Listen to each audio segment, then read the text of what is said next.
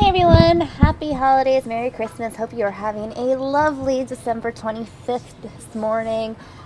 Hope you are enjoying your time with loved ones, enjoying good food, and also spending your time with us here on News Now. I appreciate all of you guys for tuning in this morning. Those of you who are joining us, and those of you who can't make it, well, you can't hear this message, but I hope you are enjoying your time with family members. So, I want to make this a sort of Christmas edition of News Now. Of course, we're going to talk about some local news and national news as well. We're actually going to go live to this really cool event that Andrew is going to be going to, where it is NFL legends and other people, musical entertainment, feeding the homeless. So we'll be going live to that in a little bit. Plus, we have these top 5 stories, crazy Christmas weather across the U.S. Yeah, we've been covering this over the last few days, but it is just bizarre. It's bizarre that, you know, it is cold here, that it's warm on the East Coast. I mean, I have video of Santa playing golf, Santa surfing, Santa water skiing. We showed you guys that yesterday. I'm going to show you all that and more right here on News Now. Plus, this is our Christmas gift to you. Yes, indeed, the next GOP debate on Fox News will have less candidates on stage. That's right, we will not have 10, we will not have 9. Looks like it's going to be down to about 5 or 6, so that is pretty big news. Plus, the Pope delivered his Christmas Mass this morning, and I will let you guys know a little bit what he said. Plus, this is my favorite story because it's about me. Number 4, Samia's Christmas Snap featured by Snapchat. Now, I don't know how many of you guys use Snapchat, but what Snapchat does is it scours people's snaps if they, let them. And they do these random things called live stories. See that? So live, Merry Christmas, overtime in Oakland, and Christmas Eve, it's lit. So I had done some snaps last night featuring Christmas lights and whatnot, and I gave them the option to feature my lights for their Christmas Eve one. I didn't really think that I was going to get featured because I've tried a million times and I've never gotten featured. And then I get a message from one of my friends this morning, one of my viewers, and she said that my snap of my uncle cousin putting up Christmas lights on the 24th, he's Canadian, forgive him, was featured in the Snap story, and I got really excited. And then I looked, and this morning it was like 1.9 million, and now I'm looking at that, and it's 2.48 million views. Plus, they have like a way you can watch other related posts, so 4,000 people watched the related post that I posted. So I'm pretty excited.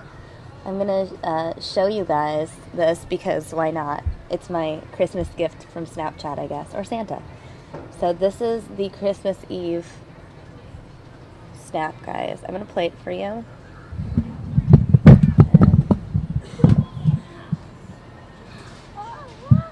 It's even colored in red. So basically, this is the sickest. can you guys hear what I'm doing? Hopefully.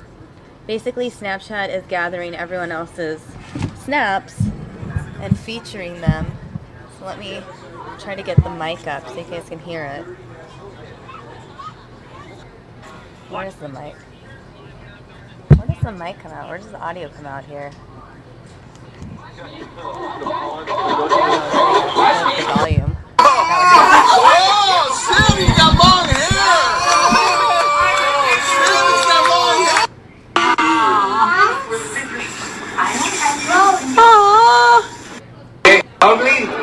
So these ones aren't mine yet. These are from different people around the world. But then we just keep watching everyone. And as we keep watching everyone's, eventually you'll see the one that I did.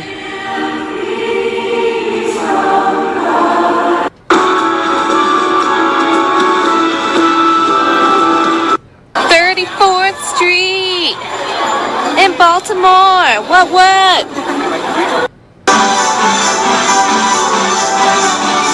So we're gonna just tap through some. So what is it you like?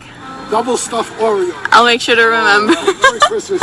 Merry Christmas. What was that, Mr. Polar Bear? Oh, wait, we have the best lights in all of LA?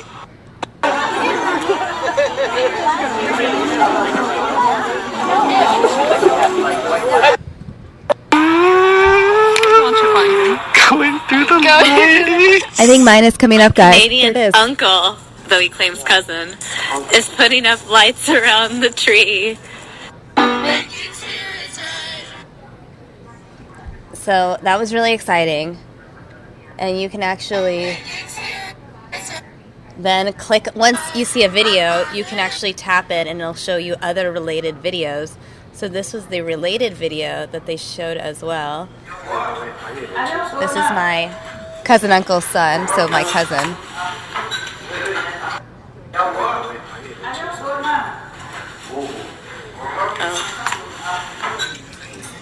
So it was a pretty big accomplishment in my mind, making it into the featured Snapchat video. I texted my cousin uncle, and the reason I call him my cousin uncle is actually my uncle because he's my dad's cousin, but he's also like 33 years old, so it's kind of weird to call him uncle. I texted him this morning letting him know that his video had been seen by more than 2 million people, so he's famous for a day. So that was my Christmas morning. That was the gift that I woke up to personally. Let me know in the chat room what you guys woke up to this morning and how you guys were celebrating the holidays. Love to hear from you. Plus, this last one, Merry Christmas, Happy Holidays, that just it seems like a default bullet point. What I'm going to do now is play some, I feel like I'm over-modulated or something. There we go. I'm going to play some videos for you sent to us from Fox National. Some of them feature Christmas celebrations from throughout the world. And show you some of that, show you the Pope, and then we'll get to some harder hitting news shortly after. Okay? That sounds great. Stand by. Well, as I figure this out and get the videos ready, let's take a look at New York City, see how festive it looks this morning, this Christmas morning there. Well, not that festive considering it is warmer in New York City than it is in Phoenix.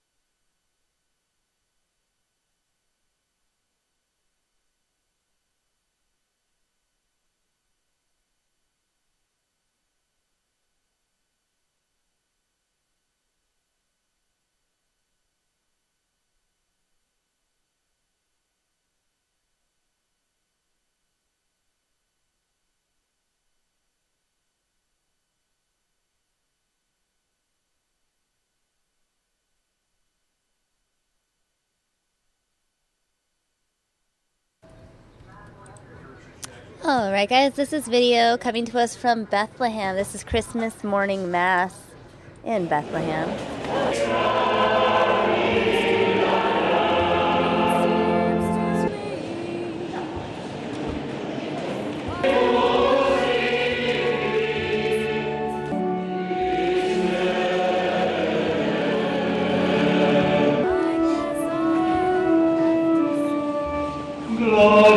والإله الحي المالك معك ومع الروح القدس إلى دهر الدهور.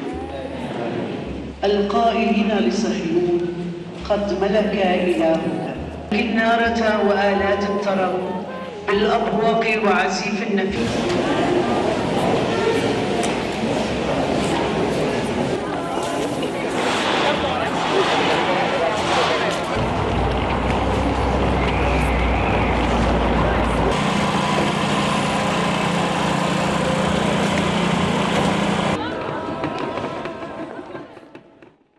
That was interesting to listen to Mass in Bethlehem. Interesting to note that they were speaking Arabic. Apparently Arabic is the official language of Bethlehem's inhabitants. And again, this is Christmas morning Mass in Bethlehem.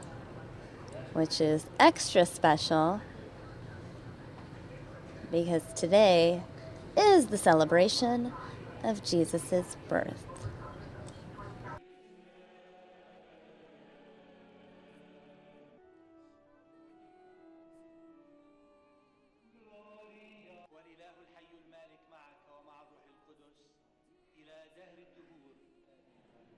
القائلين لصهيون قد ملك إلهك كنارة وآلات الطرب بالأبواق وعزيف النفيس.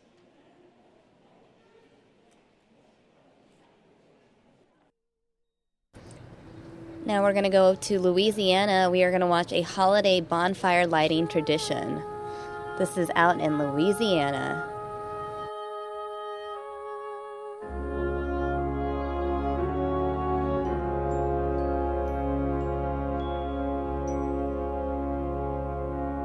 I guess we just wanted to start a new tradition, and we're just looking for something to do.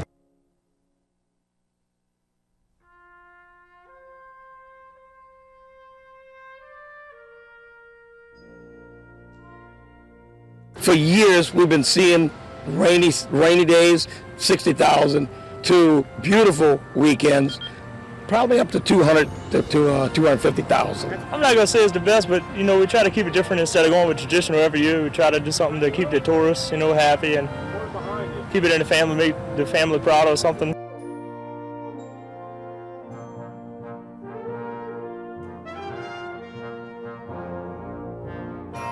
Rain don't bother us at all. I mean, even if it rains, we still be out here. You'll still be out here. Wet. And you will get it to burn. It's gonna burn. That's why you're spraying diesel on it now. It's gonna burn.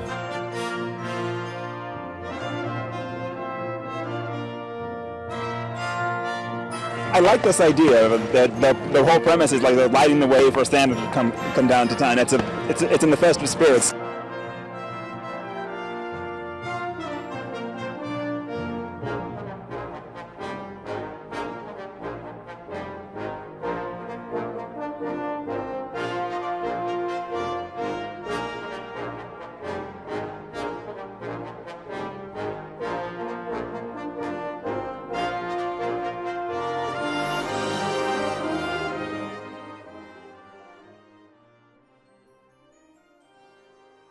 All right, guys, now we have this story from Fox National about Christmas around the world. As the clock strikes midnight around the world, Christmas is celebrated in lands both peaceful and desperate. In the West Bank town of Bethlehem, Palestinians and pilgrims are gathering at Manger Square near the Church of the Nativity. In Iraq, where religious differences can mean the difference between life and death, there is hope for the future. Our hopes are just like all Iraqis. We want the security and stability in our country and our stolen lands to be returned and the displaced people to be returned to their houses, and, God willing, we have hope in 2016. In Syria, just miles from the front line, Christians gathered to light the tree and hope for peace. Soon the war will end and we will start a new battle, which is the reconstruction battle. Not only the reconstruction of buildings, but also the reconstruction of people. At the Vatican, security is tighter than usual following the terrorist attacks in Paris and San Bernardino. Pope Francis says this is a time for people to rediscover who they are. In a society so often intoxicated by consumerism and hedonism, wealth and extravagance, appearances and narcissism, this child calls us to act soberly. Even Cuba is changing. Although Christmas was banned after the revolution, Havana is now firmly in the holiday spirit. Along the East Coast, dreams of a white Christmas will have to wait for another year. In New York, temperatures climbed past 70 in Times Square on Christmas Eve, breaking a record set back in 1996. In New York, Molly Lyon, Fox News.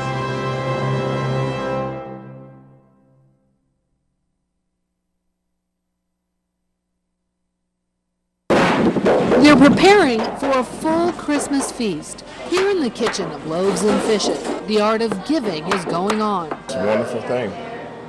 From the Muslim national community, they come in every year, and I love everything that they do. They make it easier for us. These are Muslims volunteering for a Christian holiday. Our community personally doesn't celebrate Christmas, but we just feel like just because we don't doesn't mean that other people shouldn't get a good meal on Christmas. Muslims just celebrated Ramadan, a holy month of fasting. When you feel hunger, you automatically understand the giving part of it and not being able to watch somebody go hungry. Dr. Fridos Sheikh is with the National American Muslim Voices Foundation. She tells us they're feeding 1,000 people. Then she says that's not enough. She wants more for the hungry. She is calling on fellow doctors to give.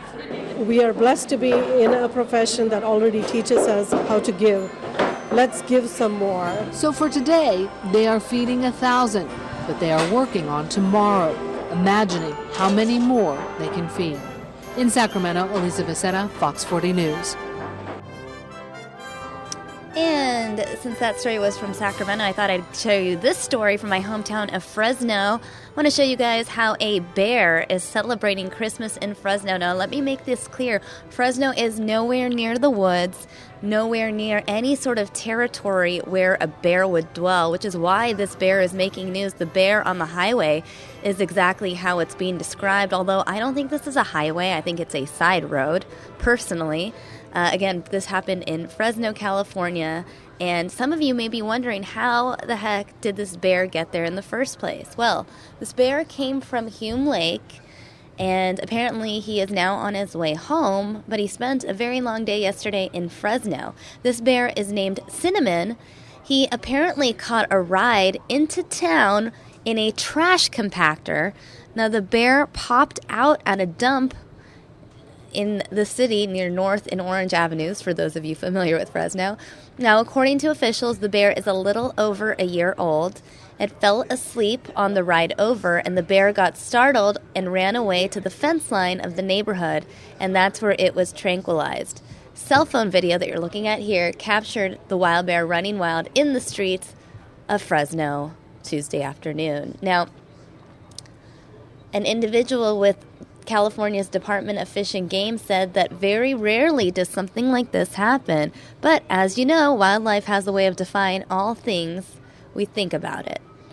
Now, it is a rare situation, but apparently this bear has been seen before. Again, he is known around the area of Hume Lake, and that is where people there call him Cinnamon.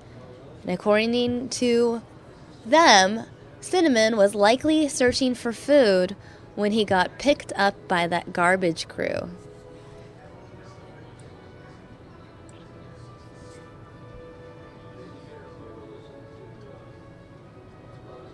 Now, I want to inform all of you that Cinnamon was not hurt, but the tranquilizer did put him to sleep, and he should be home right now, back home at Lake Hume for this Christmas holiday.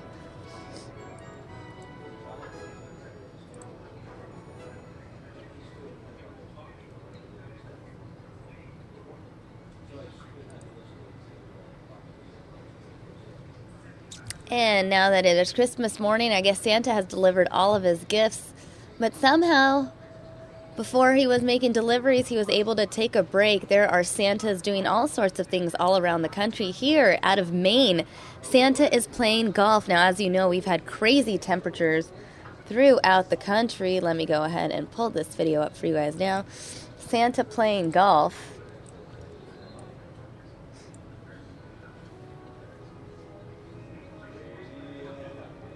It's coming up, guys. Been here 22 years or something like that. We've never been open this time yet. Ho, ho, ho! Yeah, I figured me and my elves would come out just before we hit the road and get everybody's presents out there in a timely manner.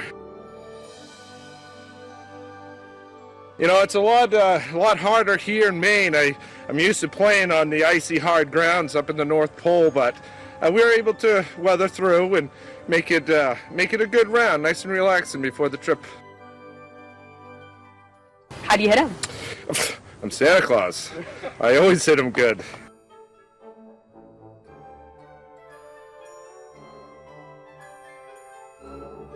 Kids go to bed early. Taylor and Olivia Clark I know where you guys are at, so you better be good for your parents. Oh yeah.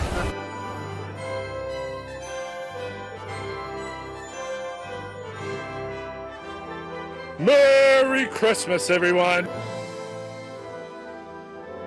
Alright guys, now let's go to the UK where the royal family enjoyed Christmas Mass.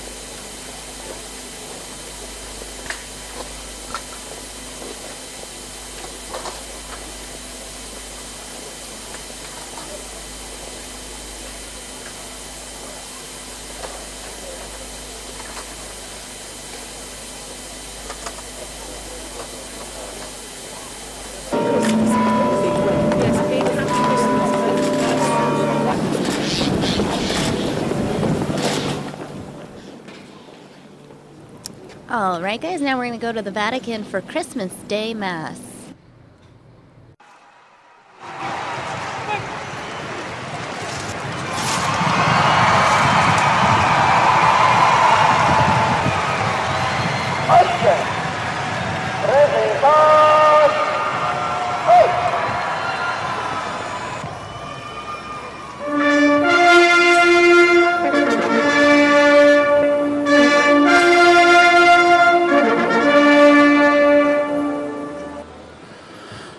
Cari fratelli e sorelle, buon Natale!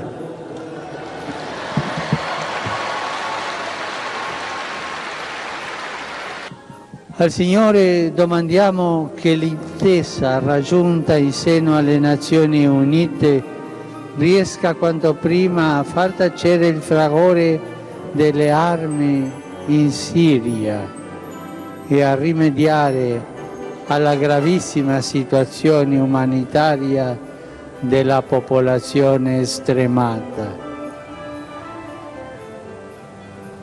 L'attenzione della comunità internazionale sia unanimemente rivolta a far cessare le atrocità che, sia in quei paesi come pure in Iraq, Yemen e nell'Africa subsahariana, tuttora mietono numerose vittime, causano immani sofferenze e non risparmiano neppure il patrimonio storico e culturale di interi popoli. In questo giorno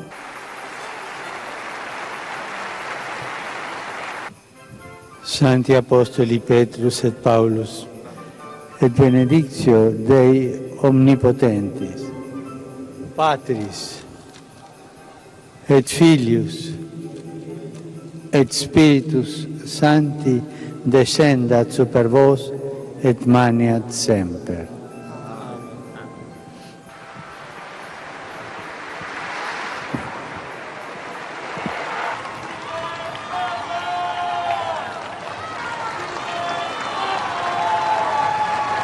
And now we have video from Israel of a Christmas bell concert. Israel's Christmas bell concert. Showing you this clip now on News Now. Merry Christmas, guys. Happy holidays.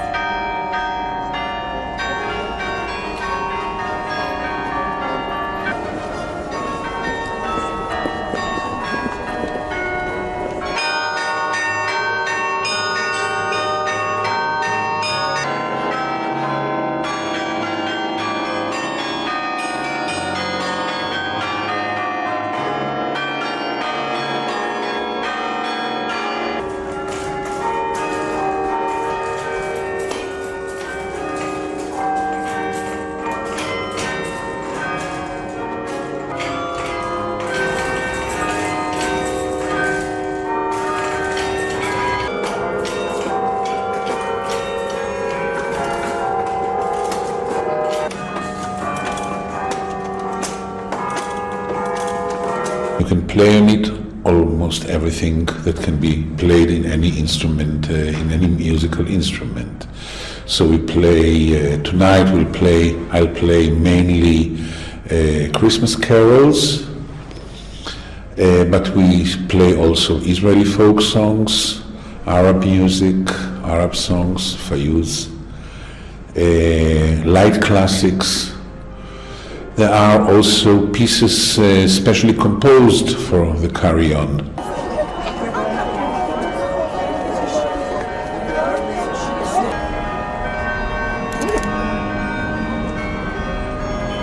Absolutely beautiful. It's exactly what I thought Christmas in Jerusalem would be all about.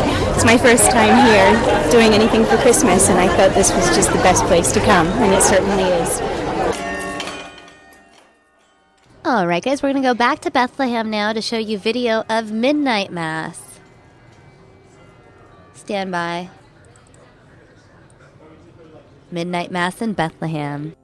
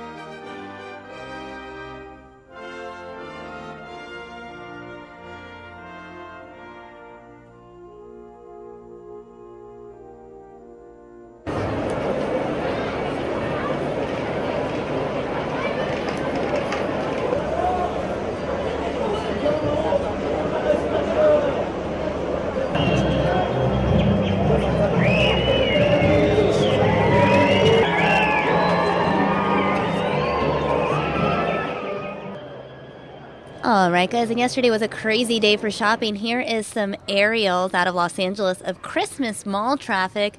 It was pretty crazy. These are aerials coming out of East LA area, specifically the Citadel outlets. For those of you familiar with Southern California, these I believe are right off of the 10 freeway.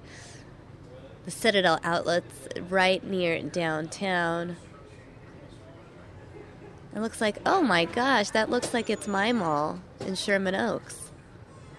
But it may not be, although that parking lot looks very, very familiar.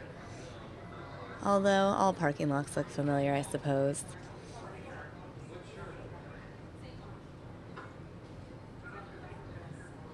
And going back to Christmas celebrations, here is how Australia celebrated Christmas.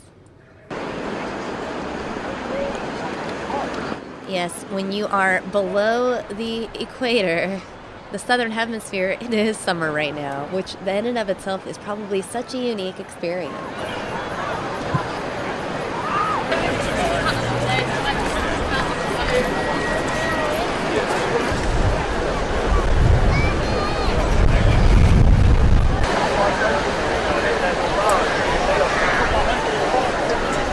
So we've just come down to Bondi Beach today. It's only my second day here, so it's pretty epic. Been in the sea for the first time. It's amazing. I love it here.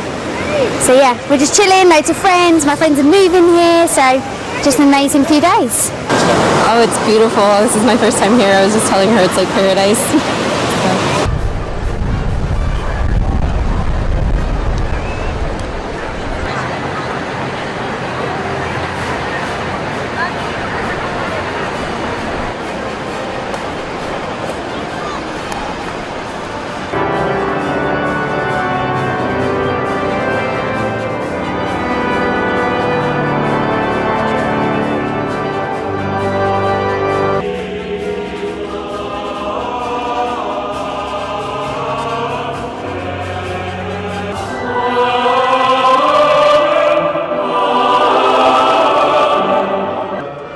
I pray that all of us have firmly planted in our hearts this Christmas and this year of mercy, this Jubilee year, two little words: Jesus and love. For the kingdom, the power, and the glory are yours, now and forever. Lord Jesus Christ, who said to your apostles, celebrate today and for his life, his death and resurrection, for your life-giving spirit.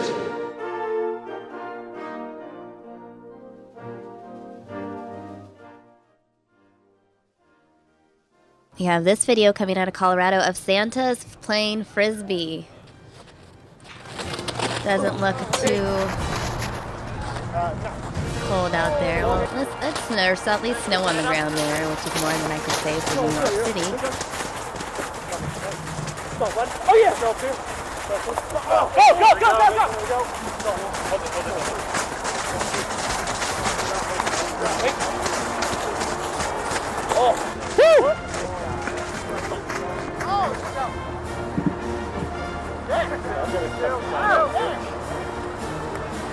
We do expect some Mrs. Clauses to be here as well. You know, something we wouldn't have to Grinch one year. We get all kinds of holiday spirit. And yeah, we're ready to play some ultimate Frisbee.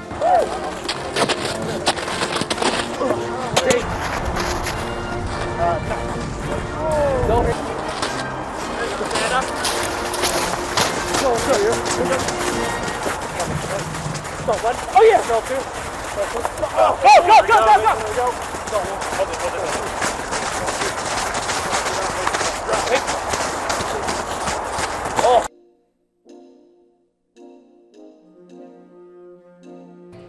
And now we're going to Hawaii, where Santa can be seen in a canoe.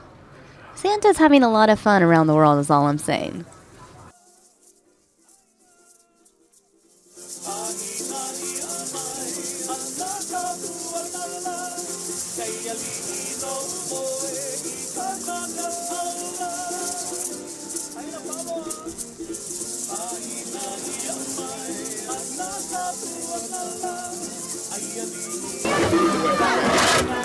Merry Christmas, everybody. Hey, they did it.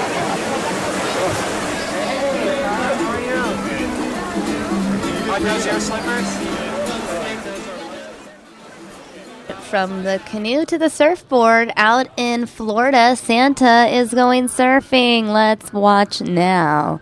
Santa surfing coming up in a second. Crowds for the big Surfing Santa event. Thousands turned out to celebrate Christmas Eve surf style. A perfect beach day with temperatures in the mid-70s in the water and the air. The celebration kicked off with 37 Santas jumping from the sky to the sandy beaches of Brevard County's North and South Poles. When you flew over first time, what did you think when you looked down here? I was like, that's a big crowd down there. Because we came out, looked at the landing area this morning, and it was nobody here. And now it was like, wow, that's pretty amazing. Oh, the jump was very cool. When we did the pass, we saw the crowd in the landing area, and then it climbed really good, and we got out and hung out and set up for a nice landing, and just pulled it right in. George Trossett is the man behind the beard and the 7th annual Surfing Santa event, which benefits 2 local charities. Our event supports the Florida Surf Museum. The Florida Surf Museum is preserving Florida surfing history, and our other charity is Grind for Life.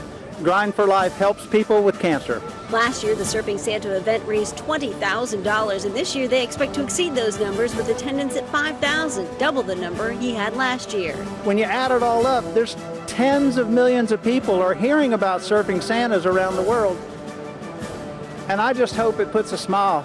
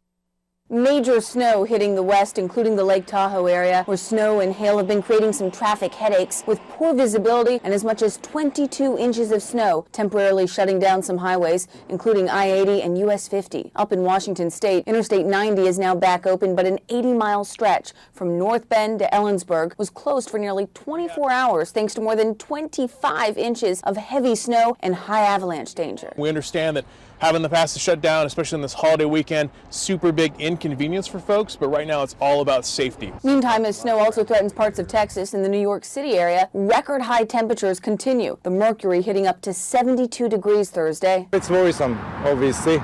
It shouldn't be like this.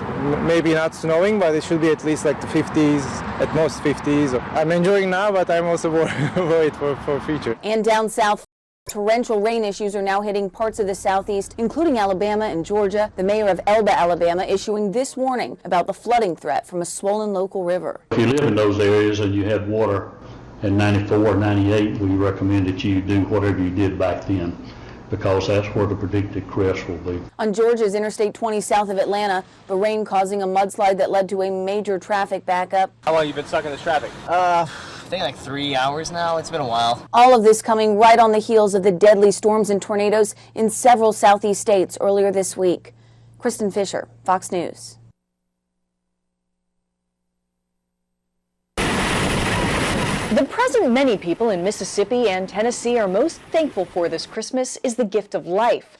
Some made it into tornado shelters just moments before twisters tore away their homes on Wednesday. We didn't hear anything. We just opened that door and the house was gone. It was the biggest shock of my life. It took my breath away. Others just took shelter where they could. I laid down on the flat ground, and here comes a tornado to go right over me. Even the rescuers needed rescuing. It's going to devastate it. I mean, we don't have any, we run EMS and fire both, and we don't have anything. We got this tanker and one pumper. So we got dug it out with a backhoe just in case we have a fire. And for those who are dreaming of spending a white Christmas in New York, they'll have to wait till next year. Record-breaking heat in the Big Apple even has the ice melting at the skating rink in Bryant Park.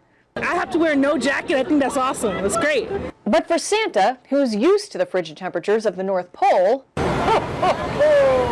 temperatures north of 70 degrees on Christmas Eve in Manhattan made Kris Kringle cringe.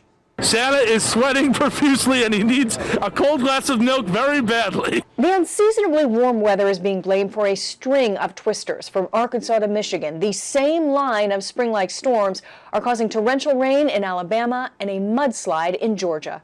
In New York, Molly Line, Fox News. And speaking of mudslides, this is video from North Carolina where a mudslide shut down a road. Let's watch this video. Again, weather is just crazy around the U.S. In some places there are mudslides and tornadoes and massive snowstorms. And other places where you expect the snow, well, it is close to 70 degrees. Kind of bizarre.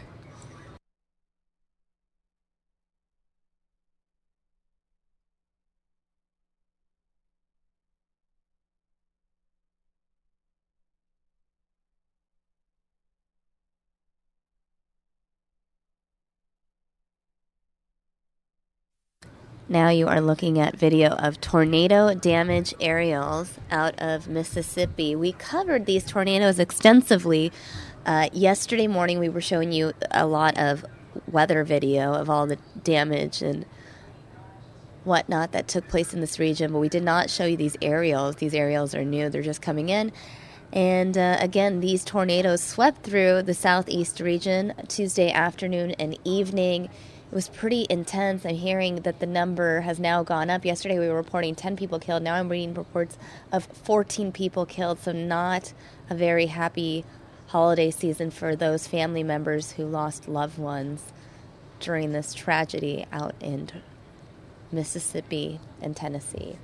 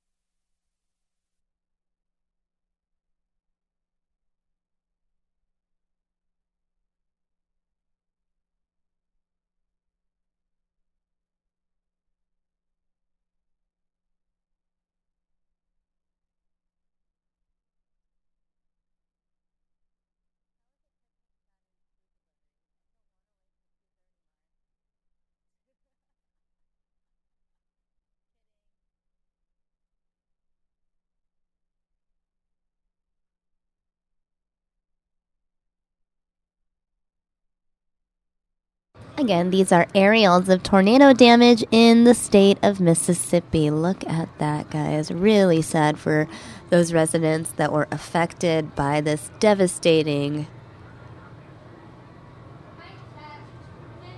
occurrence. It's really sad, guys, to look at some of this damage.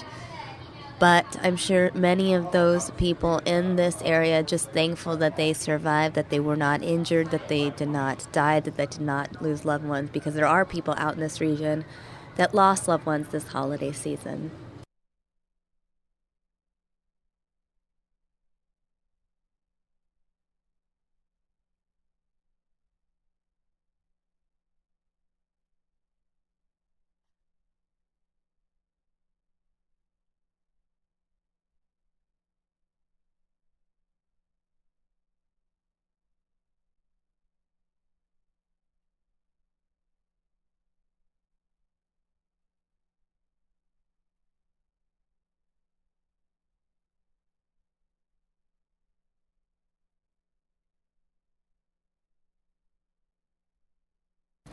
Again, these are the aerials out of Mississippi. Now I'm going to show you some tornado damage aerials out of the state of Tennessee.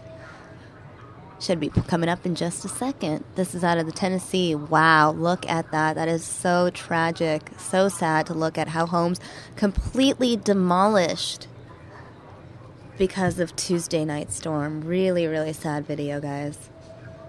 And not so happy holiday season for the people who lived in this home.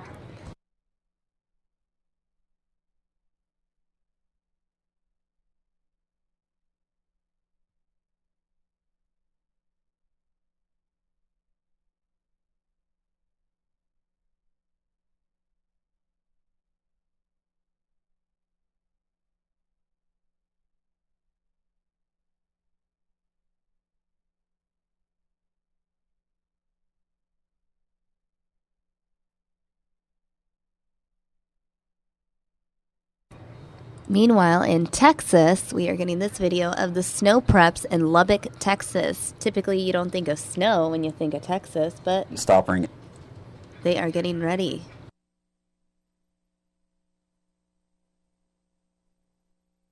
Our goal is to make sure that it's like the middle of July in their parking lot as far as safety and keeping the ice out.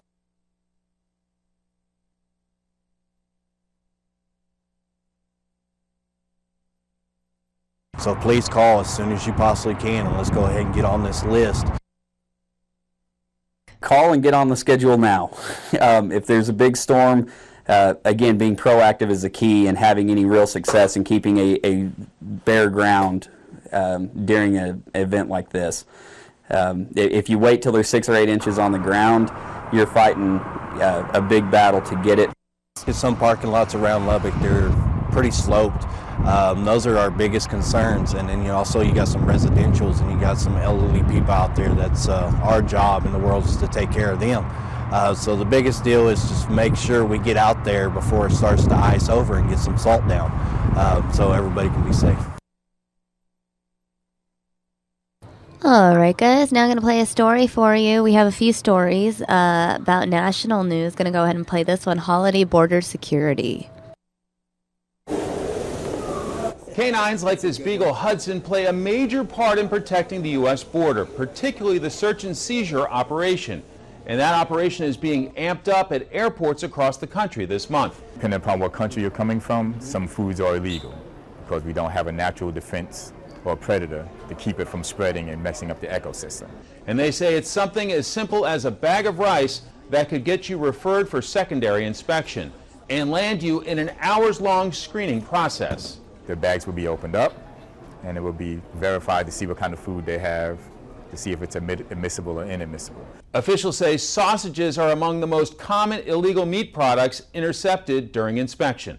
They warn while it may be a popular holiday tradition, foreign meat products can carry highly contagious diseases from countries affected with certain outbreaks. Intentional or unintentional entry of prohibited agricultural items can be devastating. But if the wrapper or a partially eaten sausage should get into circulation, that can travel 170 miles a day.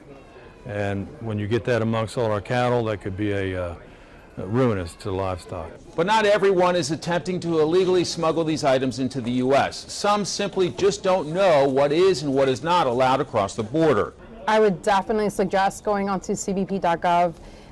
You can type in "know before you go." It'll give you great regulations on certain foods you should bring or avoid bringing. So what happens to all that stuff that they seize? Take this downstairs and grind it up. Mike Emanuel, Fox News. And it looks like our friend Doug Luzader is working. Here is a story about Christmas and politics. Sure, here in Washington, we go through all of the motions. 3, 2, 1. Democrats usher in the holidays. 1. So do Republicans. But can politicians who say things like this really embrace the Christmas spirit? And it turned out to be a lie. She's a liar. It's time we get back to where we were before the Republicans came in and messed it up again. The same feckless weakling that the president we have in the Oval Office is right now. But as the song goes, Santa knows if they've been bad or good. So some of that talk is typically muzzled for Christmas time. Just ask someone who's been there. But the advice that I got, I remember even in other campaigns, during the Christmas season, kind of lay low and let people enjoy themselves. All you're doing is intruding on them. And yes, we have seen some acts of almost warmth and camaraderie. But don't get too giddy about a full-scale Christmas truce. He's just fine. Don't worry about it. In this political season, especially with this huge slate of Republican candidates and enormous fundraising machines at work, things may not let up as much as they usually do. I don't know how the voters are going to respond to this, but certainly the campaigns and candidates feel like they can't leave anything on the ground. They have to go for every bit they can. Every bit they can, because on the Republican side of things anyway, this is still a very crowded field, and time, believe it or not, is running out. As of Christmas, the Iowa caucuses are now just about 5 weeks out. In Washington, Doug Luzader, Fox News. I will be the greatest jobs president that God ever created. I tell you. In every election cycle, every presidential candidate promises to grow the economy and create jobs. If I am elected president, we will bring back jobs and growth and opportunity. The top Republican candidates for 2016 are no different than their predecessors. But how would they make good on their promises? As president, helping the economy move forward begins by recognizing that presidents don't create jobs. Governors don't create jobs. Senators don't create jobs. Jobs are created by the private sector. One way the candidates are pledging to inspire the private sector, all are proposing dramatic reforms to the tax code. But there are some stark differences in what they do. Donald Trump would lower the top personal tax bracket to 25%, Jeb Bush 28%, and Marco Rubio 35%. Ted Cruz and Ben Carson favor flat taxes, Cruz 10%, Carson 15%. Trump would lower the corporate tax rate to 15%, Bush 20%, Rubio 25%. Cruz would cap it at 16%, while Carson favors the 15% flat tax. On repatriating overseas earnings, Trump would reduce taxes from 35% to 10%, Bush to 8.75%. Rubio would cut even further to 6%. Cruz would levy a 10% tax on overseas earnings, while Carson proposes a 6-month tax holiday if corporations spend 10% of that money on creating jobs. It would be the biggest stimulus since FDR's New Deal, and it wouldn't cost the taxpayers 1 penny. When it comes to the so-called death tax, all the candidates would eliminate the tax on estates. But there are some big differences in deductions. Trump would keep the mortgage interest deduction as is. Bush would cap it at 2% of adjusted gross income. Rubio would leave it alone. Cruz would cap it at $500,000 in principal, while Carson would eliminate it altogether. On abolishing the IRS, Cruz is the only top candidate to definitively say he'd do it, though Carson says under his plan there'd be no need for the IRS. Reforming the tax code, the candidates insist, would make the U.S. more competitive globally. But the other piece, they say, is the need to reform tens of thousands of regulations that increase the cost of doing business. If we continue to raise the cost of doing business in America, you will see less jobs created, you will see wages remain stagnant, and you will see millions of Americans continue to be left behind. Taken together, the candidates insist the changes will naturally create jobs and increase wages. Nearly all reject federal mandates to raise the minimum wage, except Carson, who has said it probably should be higher than now. There is one economic issue where Trump stands above the other candidates: American jobs moving overseas. I refuse to eat Oreos anymore. They're moving their plant to Mexico. Trump promises he'd get tough with CEOs who want to ship jobs out of the country, citing Ford's plans to build a plant in Mexico. If you do it, you're not going to have any cars coming across the border unless you pay a 35% tax. That's it. As the war against ISIS in Syria raged on with thousands of U.S. forces in harm's way, the Obama administration spent years secretly pursuing communication with elements of the Syrian regime in an effort to broker a transition from power for dictator Bashar al-Assad. The Wall Street Journal reports those talks date back to 2011, were extremely limited in scope, and that the U.S. often would use the Russians and Iranians as intermediaries to reach leaders in Damascus. White House officials say a similar approach was used to get Iran to the bargaining table on the nuclear deal, and with Cuba ending a decades-long stalemate. The president believes that we don't only negotiate with our friends and our partners, that sometimes we have to engage countries that we don't see eye to eye with. However, unlike the secret White House back channel to Iran, the Syrian effort was limited and failed to gain momentum.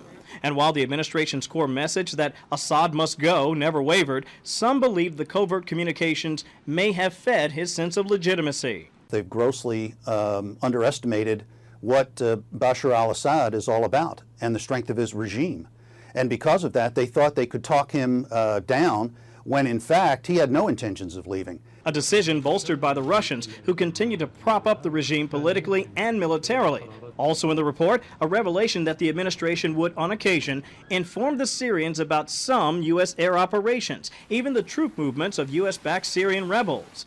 Calling it an effort to deconflict a hot war zone, a senior administration official said it would have been irresponsible for us not to warn the regime against interfering with our air ops. We're giving Assad troop movements and the location of the U.S.-backed CIA-trained rebels and then wondering why they're getting decimated. It's absolutely insane. UN Ambassador Samantha Power will sometimes help to facilitate communication between Washington and Damascus, although we're told by White House officials it's not exactly direct. What will typically happen is she will dispatch a deputy who will then reach out to a Syrian envoy. By the way, we also learned today from White House officials that despite an apparent lack of success so far, the back-channel lines of communication remain open at all times. Traveling with the president in Hawaii, Kevin Cork, Fox News. I've said it before, I'll say it again. Kevin Cork has a really cool job. He just travels wherever President Obama goes and reports back. So he gets to hang out in Hawaii. Meanwhile, other people hang out in this place. D.C. That is what you're looking at right now. Pretty gray out in D.C. I'm not sure how cold it is outside right now. Wow, right now it is 70 degrees outside in Washington. It is gray and muggy, and even though that video that you're looking at, well, actually it's a live shot, it's not video, this is live coming in right now. Even though this shot is gray, even though it looks like it could be 20 degrees outside, 30, it is 70 degrees outside right now in the state of Washington. Very crazy.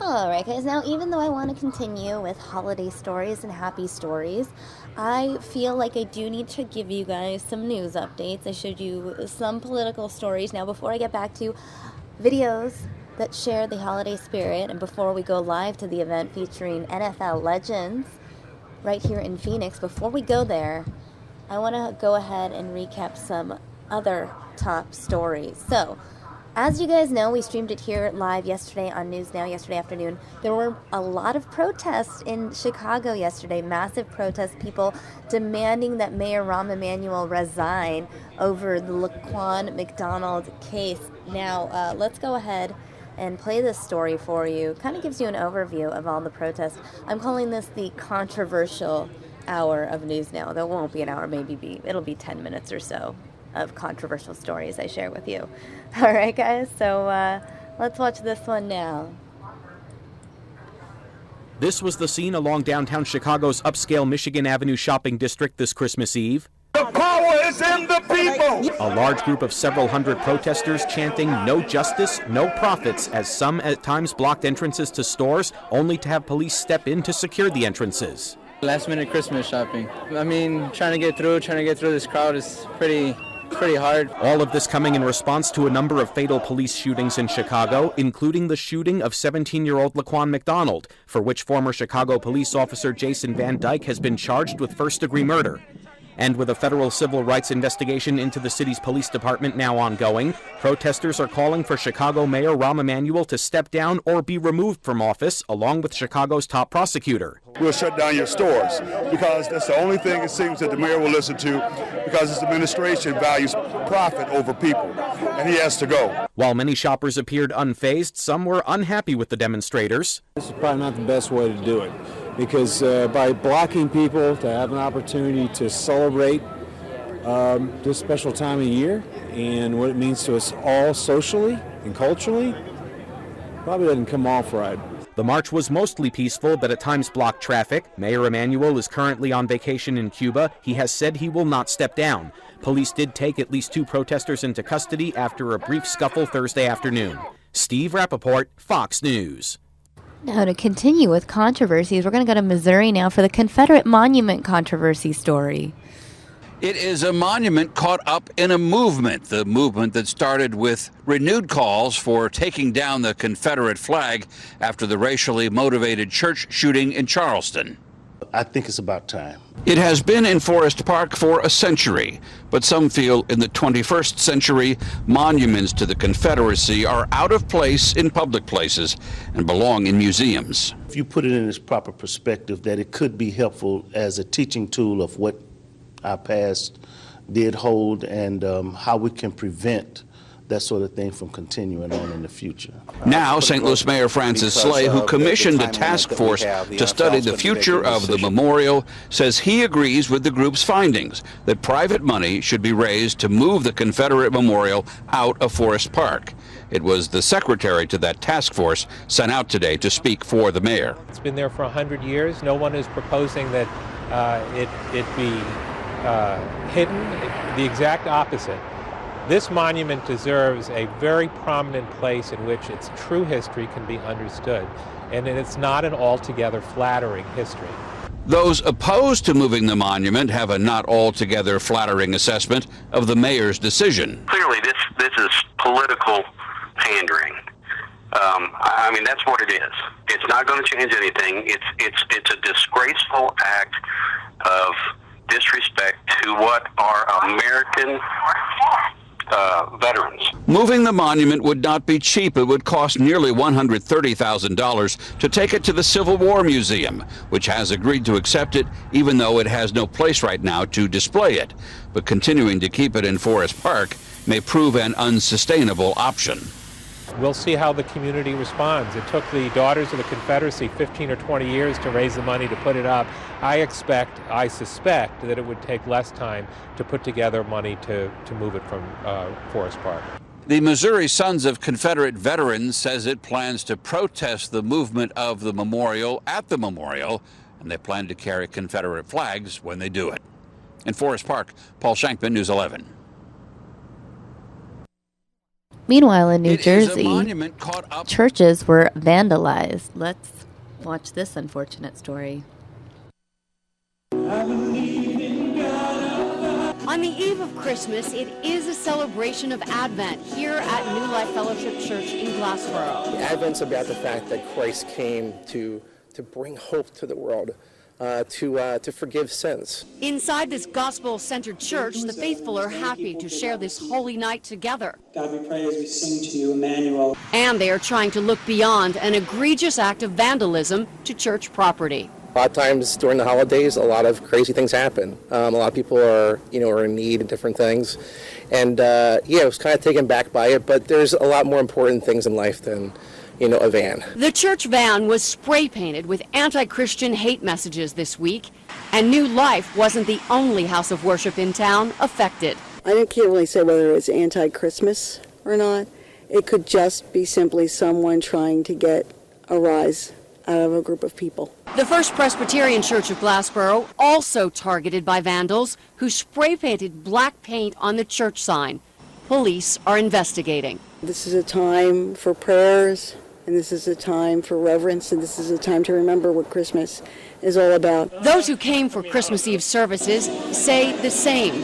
They want to embrace the positive of this solemn religious day. It's not so much us or the church or the building. It's the reality that we're coming to, that the scriptures testify to, that God became man to rescue sinners and rebels, to restore them as children of God. Pastor Jordan said he wouldn't let this vandalism spoil the church holiday. He said it's a van at the end of the day. We can paint it and move forward.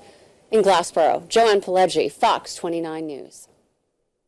Oh, one of the stories that we featured yesterday also was an unfortunate incident that took place in North Carolina, a mall shooting.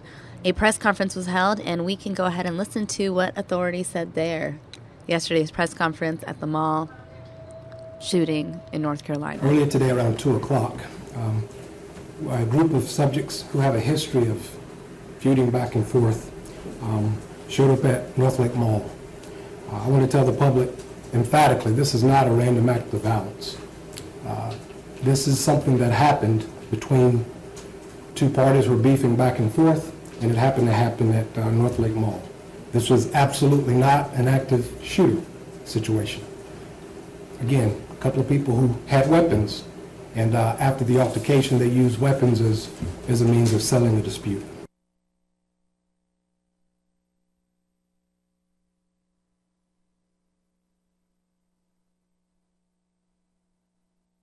We did have an officer who was working off duty, and you get all the details in our release, who heard gunshots while working off duty inside the mall. He responded to the location of the shots. When he got to that location, he encountered an armed subject.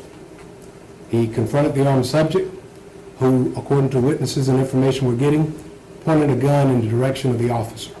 Our officer fired his service weapon. Aid was immediately rendered to the downed subject, although medic did pronounce him deceased shortly thereafter. We did find evidence of multiple weapons there at the scene.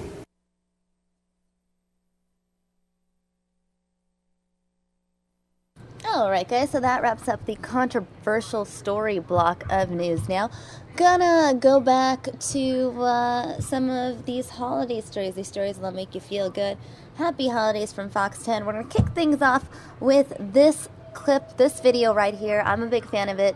As you know, or maybe you guys don't know, Christmas Day is huge for NBA fans, for basketball fans all across the country. It's one of the days that basketball players have to play if you're on a good team. Basically, the NBA matches up top teams to play against each other for some highly viewed, high ratings games, and today is no exception. With that, I bring you this holiday-related story that also involves basketball players. Miami Heat players taking kids Christmas shopping. Aww, let's watch.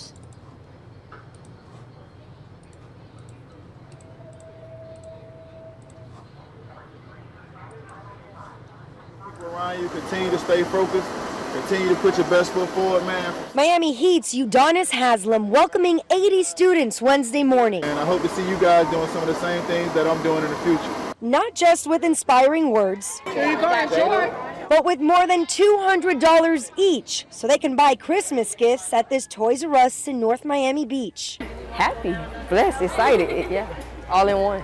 Amaya Wilson is one of the students receiving this special gift at Haslam's 5th annual Christmas honor roll event. Life-size teddy bears. All the students handpicked for their hard work from schools in Overtown, Liberty City, and Opelika. Avengers and Batman. Once inside, the shopping began. The volunteers helping them out. Which Monster High? I love that one. Which one do you like? They even got some help from Haslam himself. I got a Batman. There you go. And put him in the car. Oh, do all this money. Volunteers with the Udonis Haslam Children Foundation working hard all year long to make this possible for these kids. Haslam's grandma leading the team. Udonis grew up in South Florida, and he made a promise when he went to the University of Florida that if he ever made it big, he would never forget the youth of South Florida. Be here and be able to do the things that I can do. Like I said, this is my Christmas gift to them, but it's also a Christmas gift to myself. It makes me feel good to be able to give back. And after the shopping here, the kids will get some lunch, a full day to get them into the holiday spirit. Reporting from North Miami Beach, I'm Alex T. Armis, 7 News. All right, guys, now I'm going to play a story for you that also involves children and the holidays. This one comes out of Georgia. Children making ornaments to help other children. Let's watch. Stamps and colored pencils. It started out simple enough. 10-year-old Stephen Haney wanted to make a few ornaments and sell them to raise money for kids who wouldn't be getting much under the tree this year. He's always had a big heart. So he set up shop with his donation box at his uncle's store, Haney Farm and Ranch Supply in Rockmart. I saw him sitting there with his donation box and these ornaments. And I said, "What are you doing with these, Stephen?" He says, "Well, I want to do this for y'all." I said, "What do you mean?" He said, "I want to do it for y'all's Toy Express program, for the coats and the toys for the kids."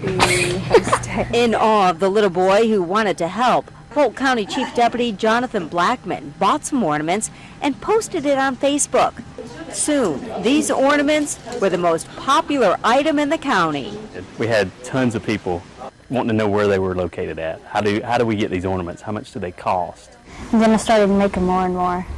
And I wanted to do like in the hundreds. Stephen started working overtime. His dad sawed the trees. He drilled the holes, stamped and colored the design, and threaded the string. He would come home and we'd have to start drilling holes and making ornaments, and then we'd have to do homework at 10 o'clock at night. Soon he had sold hundreds of them and handed over every penny to the Sheriff's Office Toys Express program. So just on his ornaments would be 103 coats. I'm happy for the other people that have jackets, coats, everything they need for the winter. Aw, that is a story that just touches your heart. Now, speaking of people in need and the holidays, I have this clip now from Minnesota of police officers surprising a family with gifts. Let's watch. Yeah, everything's fine, baby. These are happy tears, honey, okay? Yeah, he bites. Look at it's Santa. Oh, Merry Christmas! How are you doing? Good. What's your name? Louis. You guys want a candy cane? How you doing? I'm pregnant on my own. That's okay. Yeah, I'm in an apartment. Merry Christmas, man. Merry Christmas. Merry Christmas, thank you. Merry Christmas. Merry Christmas. Oh my goodness. With a stocking? Oh yeah. Oh, find the candy in there. I also this for the little one. Yeah. And this too, look. The two. That works too. There you go. Let's say Merry Christmas. Say Merry Christmas. Merry Christmas.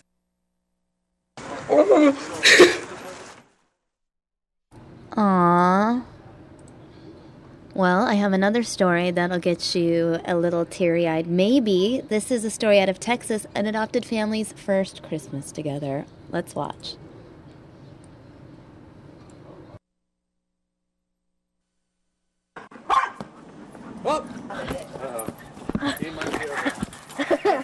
She did it! It's the kind of energy you'd expect from any 6-year-old. The Major Tono, Renato drives it, and Michelangelo drives in the car. Especially in the hours leading up to Santa's visit. There's candy canes in my tree, and these presents, everywhere. But this year, New bed, checking out beds. little Alpha is getting a gift. Me and this, me and Daddy, this. That's me. And this, me and Mommy. You can't buy in the store. I've worked with at-risk youth and kids for over 10 years, and learning what we know about the kids in foster care and adoption. So for Megan and Josh Ransom, the decision was easy. We were pretty open with our age range, gender, ethnicity. We just wanted to grow our family and give a child a great home. They opened theirs to Alpha 8 months ago. All happened really quickly once we were matched with him. It was, the young couple says, a natural fit. It's been a life-changing experience, obviously, having another little human in the house. And on November 5th, he became their very own. You want to tell him about his middle name? It's my grandpa's middle name. I made it clear that he wasn't being named after a Ninja Turtle. It's Leo. But the family is spending their first Christmas together. We went and let him pick out his own ornaments that kind of represent him. There it is. And I think we just feel really complete. And I think having him has definitely been a gift to us, and being able to celebrate and start the new traditions is it's really exciting, and it's a step forward for us and our family. And they hope others will take notice of their path. We don't speak up, and if we don't let people know that it's okay for adoption to be your plan A.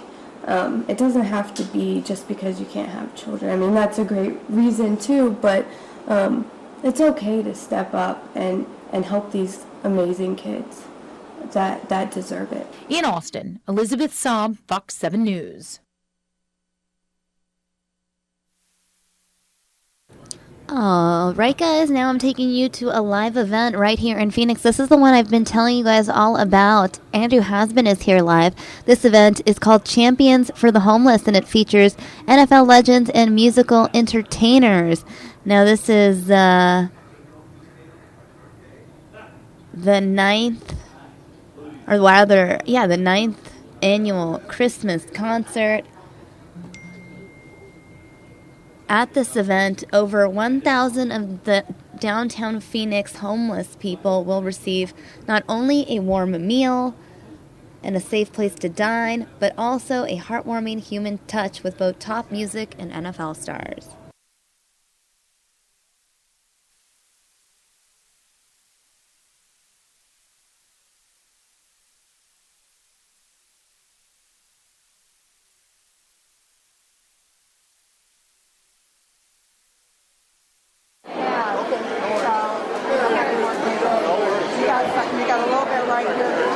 You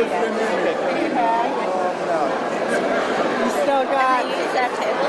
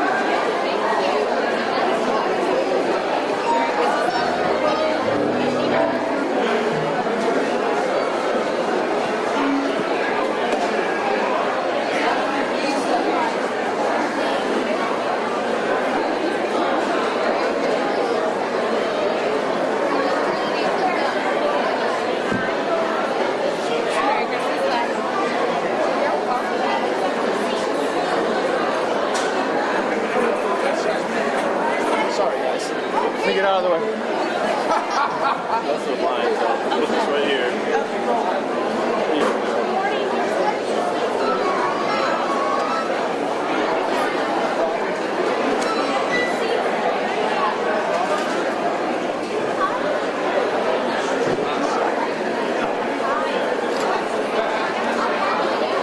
I like you guys' style. I like it. Catch them while they're coming in. See? I got ideas.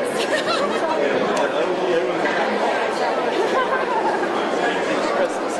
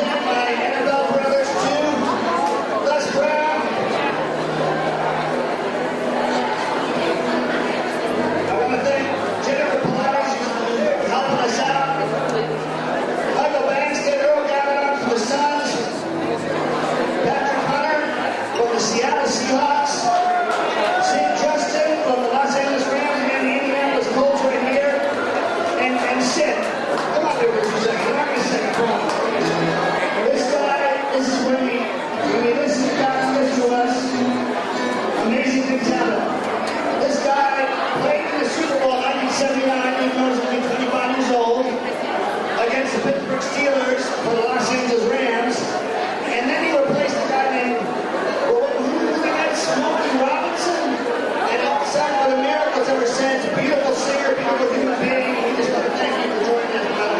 Means a lot. Sid Justin, Steele. John Watson, Ray Perkins, both of them, the Cardinals, who won 8 games in a row.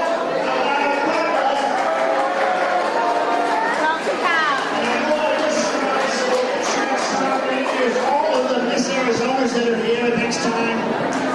Right now, we're going to start handing out gift cards and do the raffle.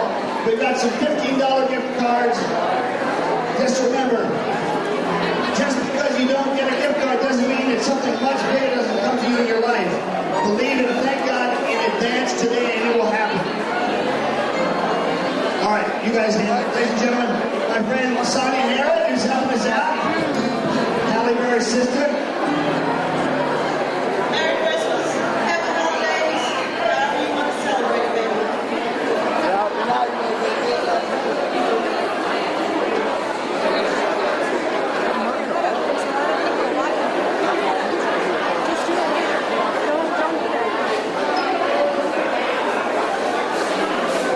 Ticket ending 707. 707. Do we have a winner?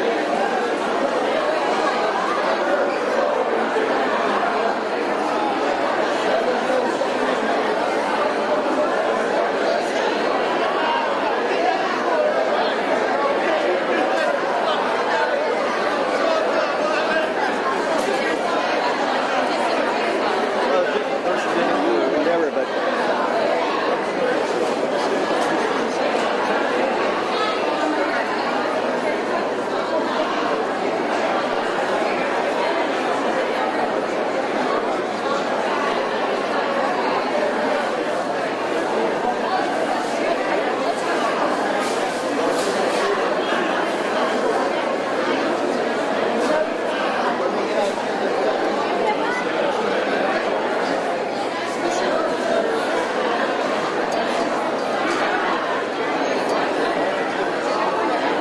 Ticket ending 707. You're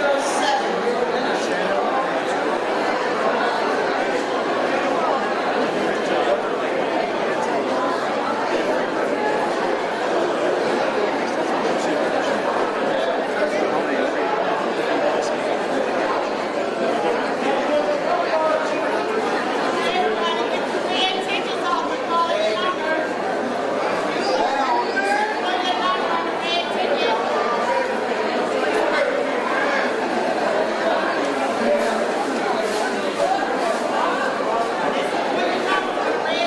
Merry Christmas, y'all.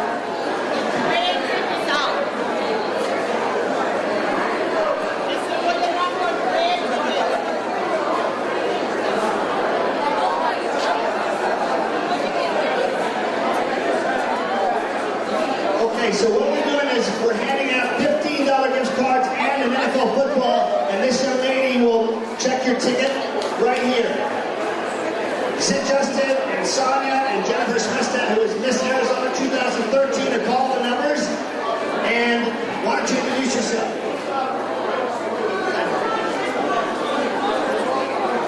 Hi everybody, Merry Christmas. I'm Victoria Mendoza, Miss World America, and if you get the winning ticket, just come visit me and I'll check your ticket and I'll give you your gift card. Okay, we're gonna have a good time. Miss World America, Jennifer Mendoza.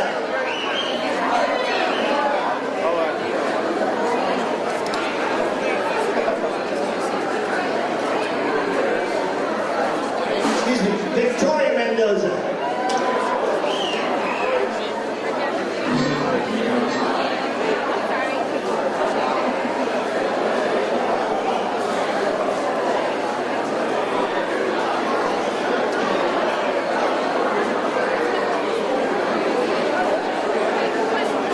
Ticket ending 846.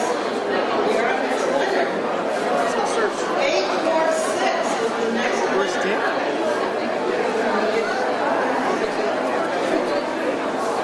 it's getting us out on Miss Children. Ticket ending 846. You are the winner.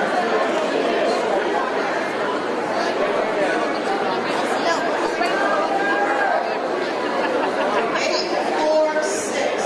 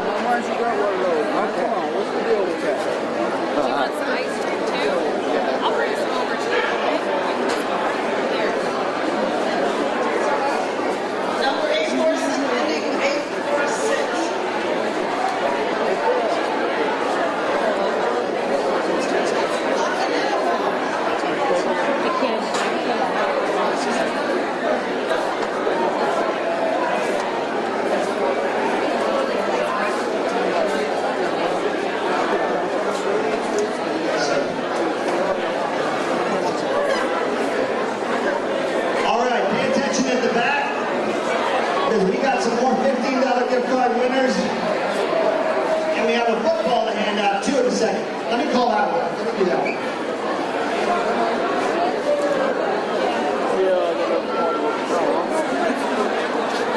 I can't see. 245951 249951 99 is a 5 9951 951 951. Come get your NFL football and we will sign it for you.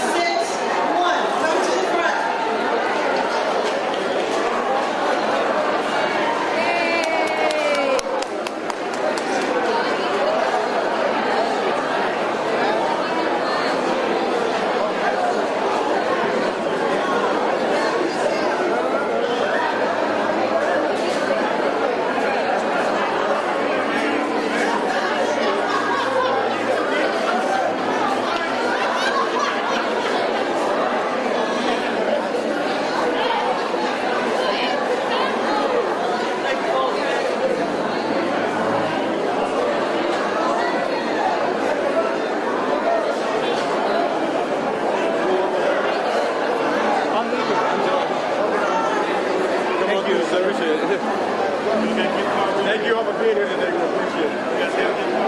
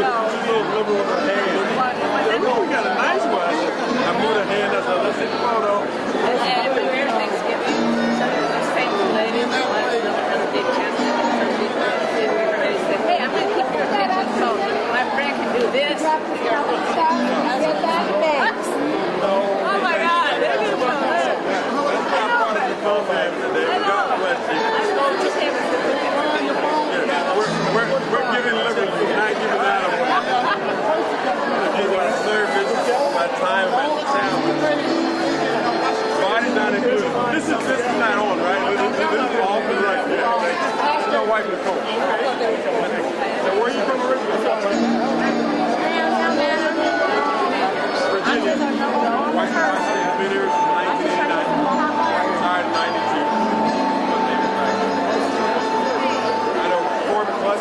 Vice Principal of Vice Collector. Before he came out, when we had the WWE guys in town years ago, he's a lot of fun.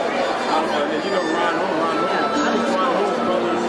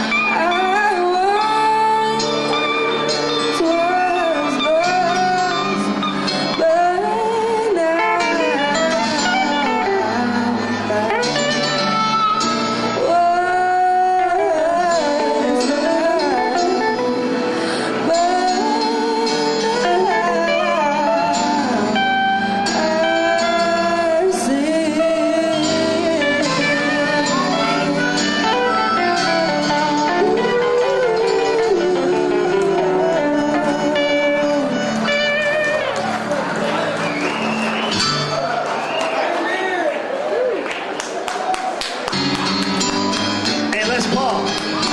There's a song called Hallelujah that has made the world a better place. And when I heard this young lady sing this song, Hallelujah, it made me cry. It was so perfect. I felt so much like God's love was right there in the room because of the way McKenna Breinholtz sang it. Before she sings it again, we just want to thank you all, and we'd like to invite Michael Bankston and all the players, Ray Herndon, to come down here in the front. And so if you want to get autographs from them, I've got my own posters. But players, please come down and sit at the table down here, and let's sign some autographs for our brothers and sisters in Christ. Yes. Ladies and gentlemen, an angel surrounded by other angels, McKenna Breinholtz.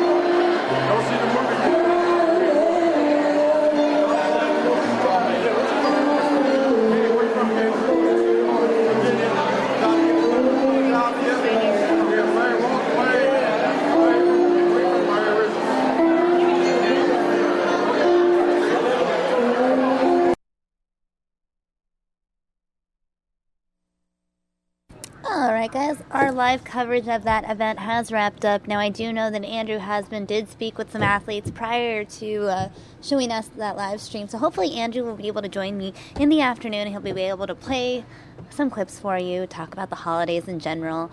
As you can see, I've added a Santa hat. Now I am going to take my lunch break momentarily. I'm going to keep the feet up, show you guys this image with the "We'll be right back" sign, and I guess we'll start things up around 1 o'clock, okay? Stay tuned, guys. More news now ahead.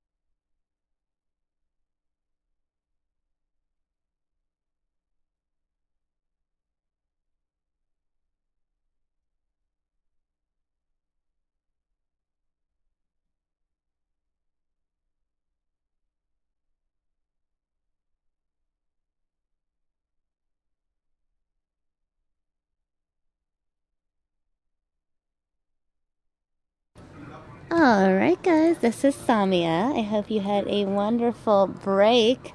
We are going to be giving you lots of fun holiday coverage. I am going to kick things off by showing you video from this one event that took place earlier this week. Let me just pull it up for you.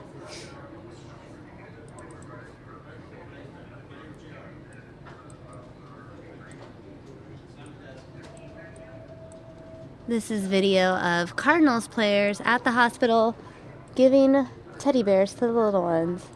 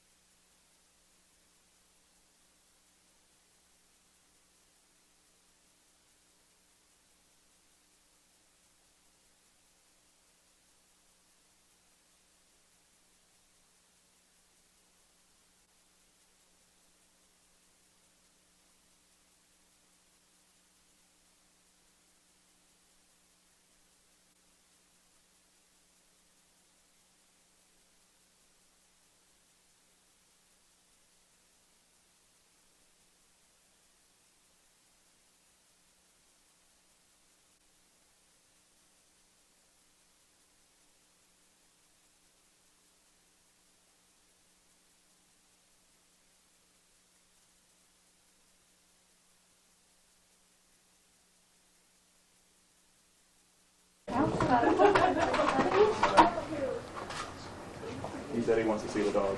That's all. You can look from the door. You're gonna look from the door. Oh, Yeah, the door doesn't open. Can you see him? Can you see him? That's Barney. Hi. It's so big.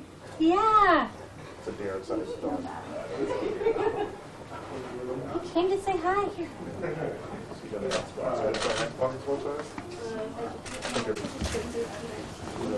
Just 10:13. When? Well, happy late birthday. Are you excited for Christmas? Yeah. Did you want me to sign anything for you? You want to sign a dog? You want me to sign anything else? I was going to say, are you prepared with a marker? Of course he is. He's always prepared with a marker.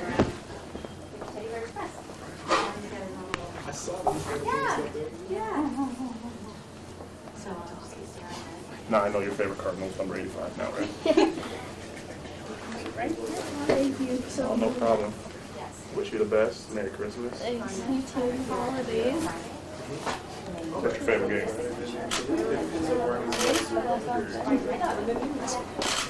What position? I'm both. Quarterback in football. What about baseball? First base. Are you the mother? Can I give you the other? Awesome. R-U-I-V.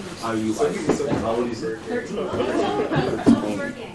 How do you feel, When I was 13. It's pretty cool. A long Were you time expecting ago. this? No. Well, I kind of knew, but it's cool. It's What do you really- think about them coming here? It's pretty cool. Really glad that they came here. Have you ever met a famous football player before? I wouldn't say famous, but I think you're famous. Not in person, like this close. But, Not in person. You know, I've been to the games and stuff, but I've never come this close. Do you have a favorite now? What? Do you have a favorite football player now? No, not really. And I'm pretty sure you have a different answer. Can I ask you, like, do you have a favorite football player now? Yeah. What number is he? 85, I think, yeah. Probably. I'm not going to put that pressure on you. You can say Larry Fitzgerald. I won't be mad. So every other time. That's awesome. But this one's special because it's the. We're glad we can put a smile on your face. Yeah, I needed it. Good. Nice to meet you. Nice meeting you. Thank you. That's why we black out. Okay. Since Barney couldn't come in here and give this to you, He wanted to give this to you. I'm gonna have to give it to you. Make it better. Hopefully one day you can actually pet him. He's like this big. He's a big dog. He said thank you, Bonnie. Someday I'll scoop this. You have to take it.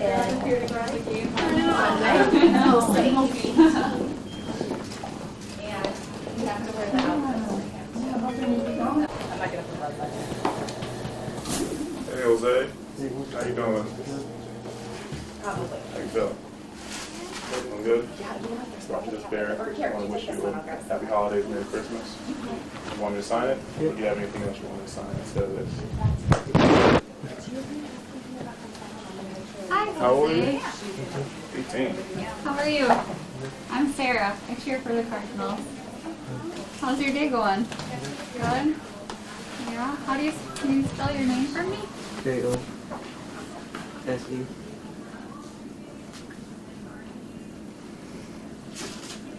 Alrighty, there you go, buddy. Thank you. You're very welcome. Yeah. Thank you. How long you been here? Maybe 2 weeks. 2 weeks? It's too long for me. You're 18? Oh, goodness. So I know you just want to be out of here, just having fun with friends. What do you do for fun? Play sports? No. Just hang out? What do you and your friends do for fun? Video? I like to play Play what? Basketball, NBA 2K? Basketball. What's your favorite team? The Suns? Suns. Nice. Do you watch their games? Cardinal. Who's your favorite player? Correct answer right there. Who's your favorite player? You can say Larry Fitzgerald. Fitzgerald. Okay. I'm not gonna do that. He's okay. I mean, it's not like he's anything special. But, you know. I didn't say that, Larry. You said, yup. Right? All right, Jose, we're going to go meet some other kids too, okay? Okay. Did you get a signature? Did you want Darren to sign it? Of course you got to. You already did it? Okay.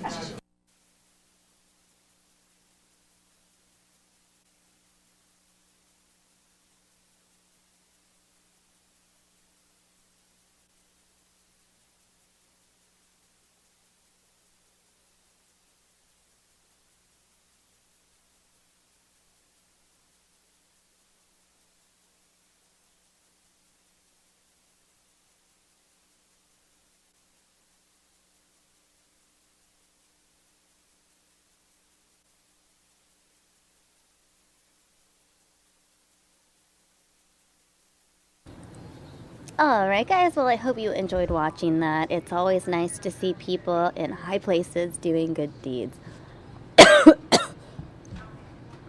I'm gonna have a cough attack really quickly. Stand by. This is what New York City looks like.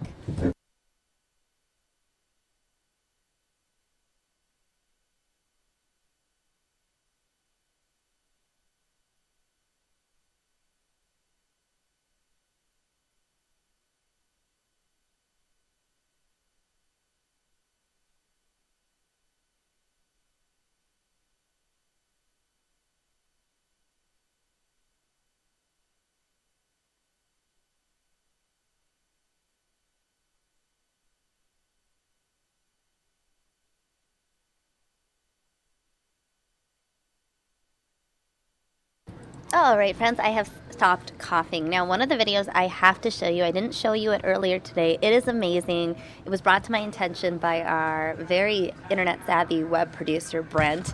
He just sent me this link.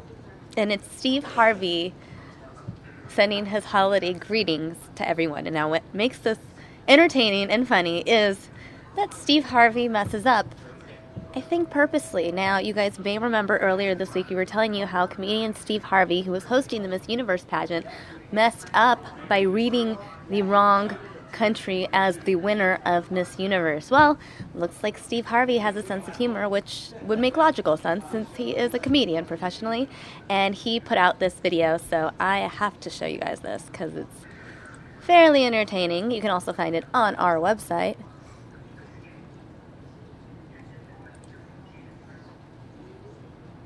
And it's actually not a video. It's a Instagram post and Twitter post. It's a photo. But it's great. Pretty entertaining. Boom. Hopefully you guys are entertained by that. Steve Harvey wishes everyone a Merry Easter. Because, you know, if there's anything that Steve Harvey is good at, it's mixing things up.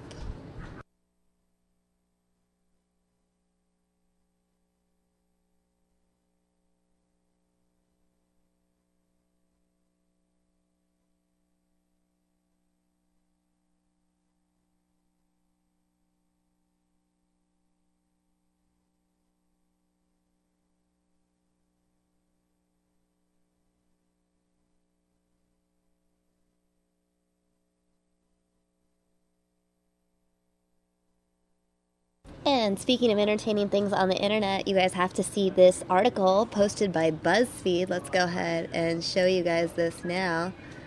It's pretty entertaining. It is Dads on Hoverboards Are Ruining Christmas for Everyone. Stay away from hoverboards, Dad, and no one gets hurt, mostly you.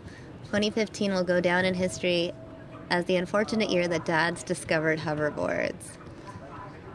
The Snapchat says, down goes Frazier. My dad got a hoverboard for Christmas. But dads being dads couldn't quite handle the newfangled contraption. Oh, we got video with this one. Ouch. This is almost like America's Funniest Home Videos, Internet Edition. When your dad tries to hoverboard is the caption there. And social media has turned into a sounding board for embarrassed children everywhere. There's the dad Haley post. My dad sprained his arm riding the hoverboard this morning. Merry Christmas. This is amazing. As dad after dad ate it hard while trying to ride their kid's hoverboard. So my brother got a hoverboard. My dad tried to ride it and ended up with this script. This is amazing. It's the great hoverboard dad epidemic of 2015. Oh my God. But, he at least made it safely. Megan saying dad meets hoverboard. What has the world become? My mom got my dad a hoverboard and my dad got my mom another Nerf gun, and I've never seen two adults so happy on Christmas morning. That's amazing. I walked downstairs to see my mom and dad riding a hoverboard. ERs across the nation are filled out with poor, uncoordinated fathers. Dad snapped and broke his wrist falling off the Swagway hoverboard my little siblings got from Santa. Dad almost cracked his skull trying to ride that hoverboard. When your dad falls off your cousin's hoverboard and gets knocked down, it has to have an ambulance called. Merry Christmas. Will any dad live to tell another dad joke?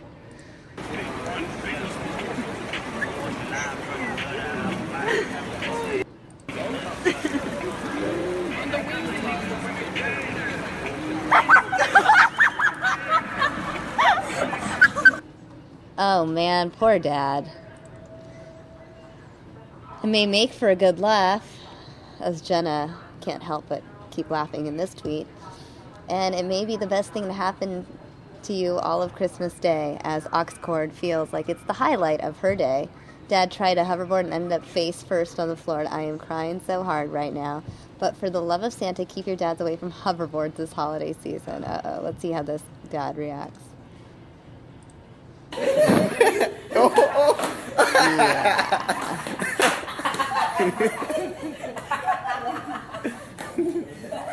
Dads and hoverboards. If y'all aren't having the best Christmas yet, here's a video of my dad on my brother's new hoverboard. Let's look at that again.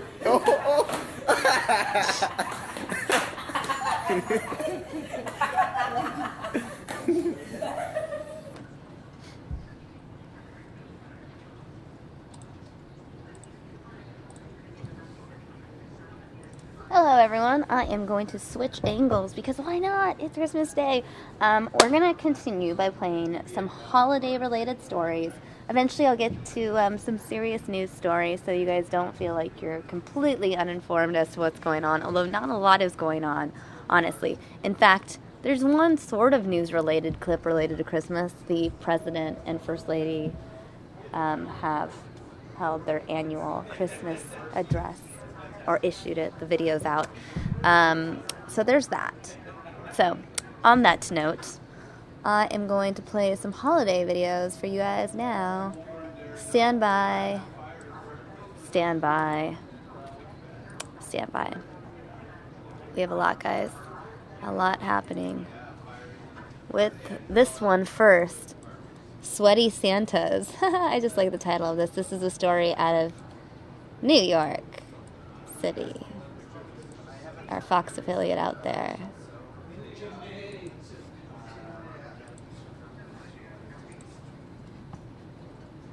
It's Old St. Nick's one night to shine, or sweat.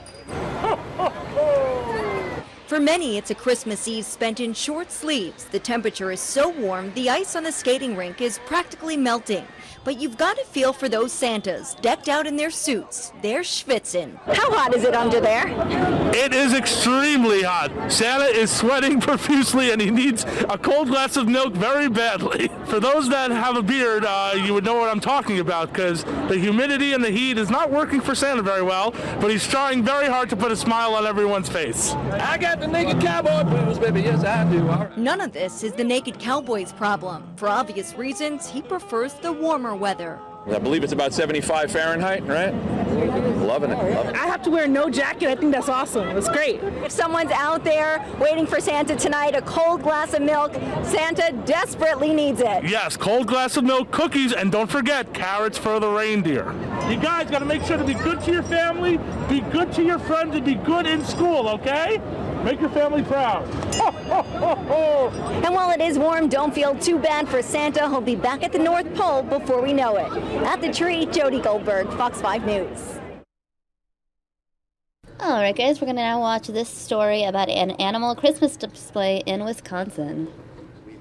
Rhinestones. Your mother may have told you stiffened lace. Patience is a virtue. Make sure it sparkles. Mark Hare, I'll probably end up putting about 2 layers on this. appears to have listened. If you were to have done it all in one step, would probably be the better part of a workday. The task at hand here is monumental. They want to see something new and something different, and in 43 years, we have never duplicated a display. It's September in Milwaukee. There are times where I curse myself. Hare has already been working for 5 months. For thinking of this would be a good idea. A quiet cast of performers look on, patiently waiting for his work ahead. There are some columns. By October, wall here along the back, and then the pavilion frame sits on top of that. What he's building is starting to take shape. It's certainly very detail-oriented.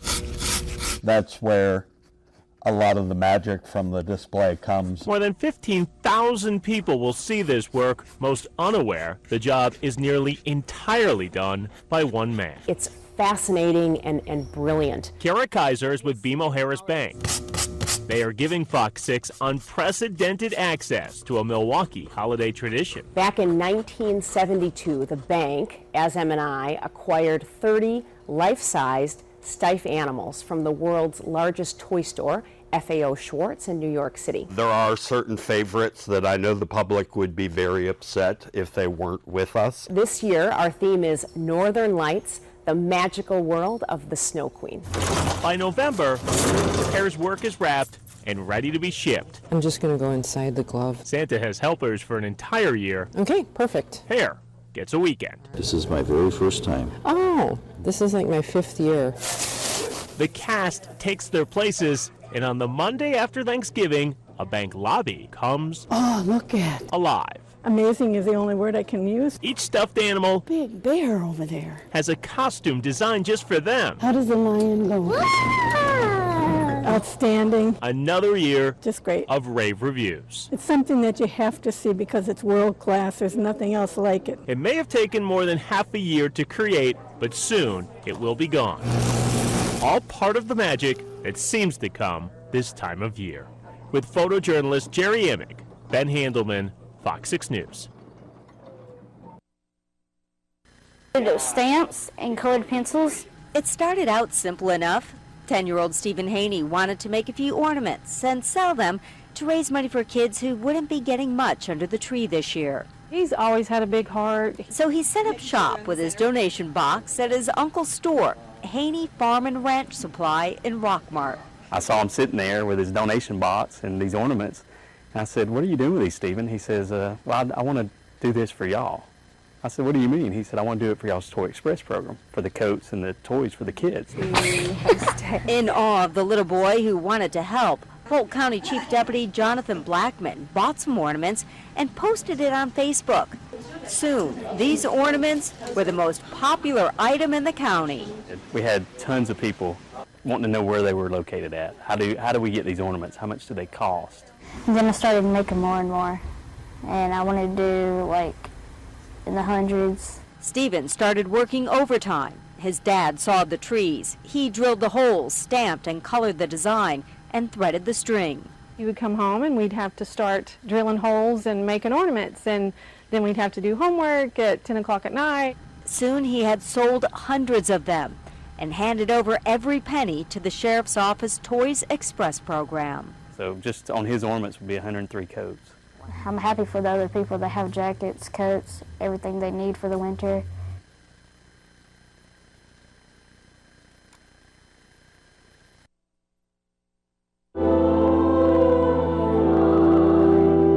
At Holy Child Jesus Church in Queens, New York, the Nativity encompasses the parish's very identity.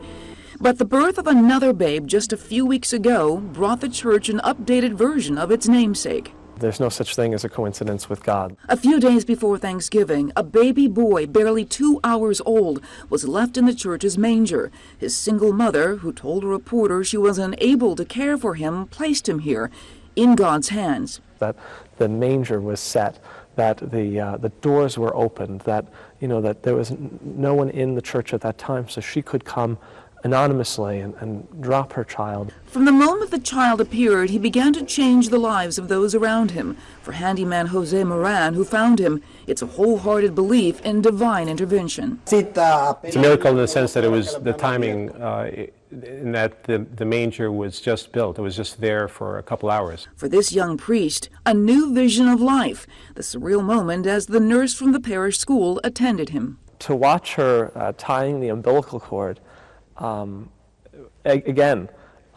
something that I have never seen. The baby left in a manger has not only transformed lives here at Holy Child Jesus Church, but the modern-day Christmas story miracle has touched hearts and minds across the country and across the world.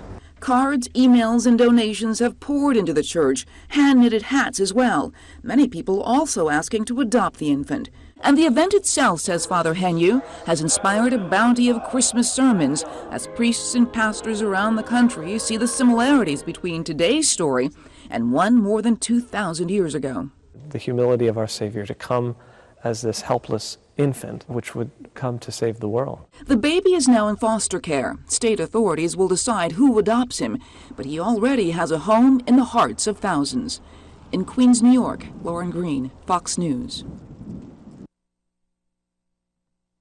This next story is out of Texas. An adopted family's first Christmas. She did it! It's the kind of energy you'd expect from any 6-year-old. The Benjitano, Leonardo drives it, and Michelangelo drives in the car. Especially in the hours leading up to Santa's visit. There's candy canes in my tree, and these presents everywhere. But this year, new bed, chicken out beds. Little Alpha is getting a gift. Me and this, me and Daddy, this. That's me. And this, me and Mommy. You can't buy in the store. I've worked with at-risk youth and kids for over 10 years, and learning what we know about the kids in foster care and adoption. So for Megan and Josh Ransom, the decision was easy. We were pretty open with our age range, gender, ethnicity. We just wanted to grow our family and give a child a great home. They opened theirs to Alpha 8 months ago. All happened really quickly once we were matched with him. It was, the young couple says, a natural fit. It's been a life-changing experience, obviously, having another little human in the house. And on November 5th, he became their very own. You want to tell him about his middle name? It's my grandpa's middle name. I made it clear that he wasn't being named after a Ninja Turtle. It's Leo. But the family is spending their first Christmas together. We went and let him pick out his own ornaments that kind of represent him. There it is. And I think we just feel really complete. And I think having him has definitely been a gift to us, and being able to celebrate and start the new traditions is it's really exciting, and it's a step forward for us and our family.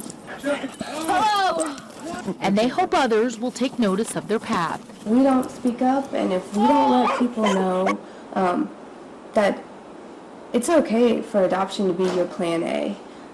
It doesn't have to be just because you can't have children. I mean, that's a great reason too, but it's okay to step up and help these amazing kids that deserve it. In Austin, Elizabeth Saab, Fox 7 News.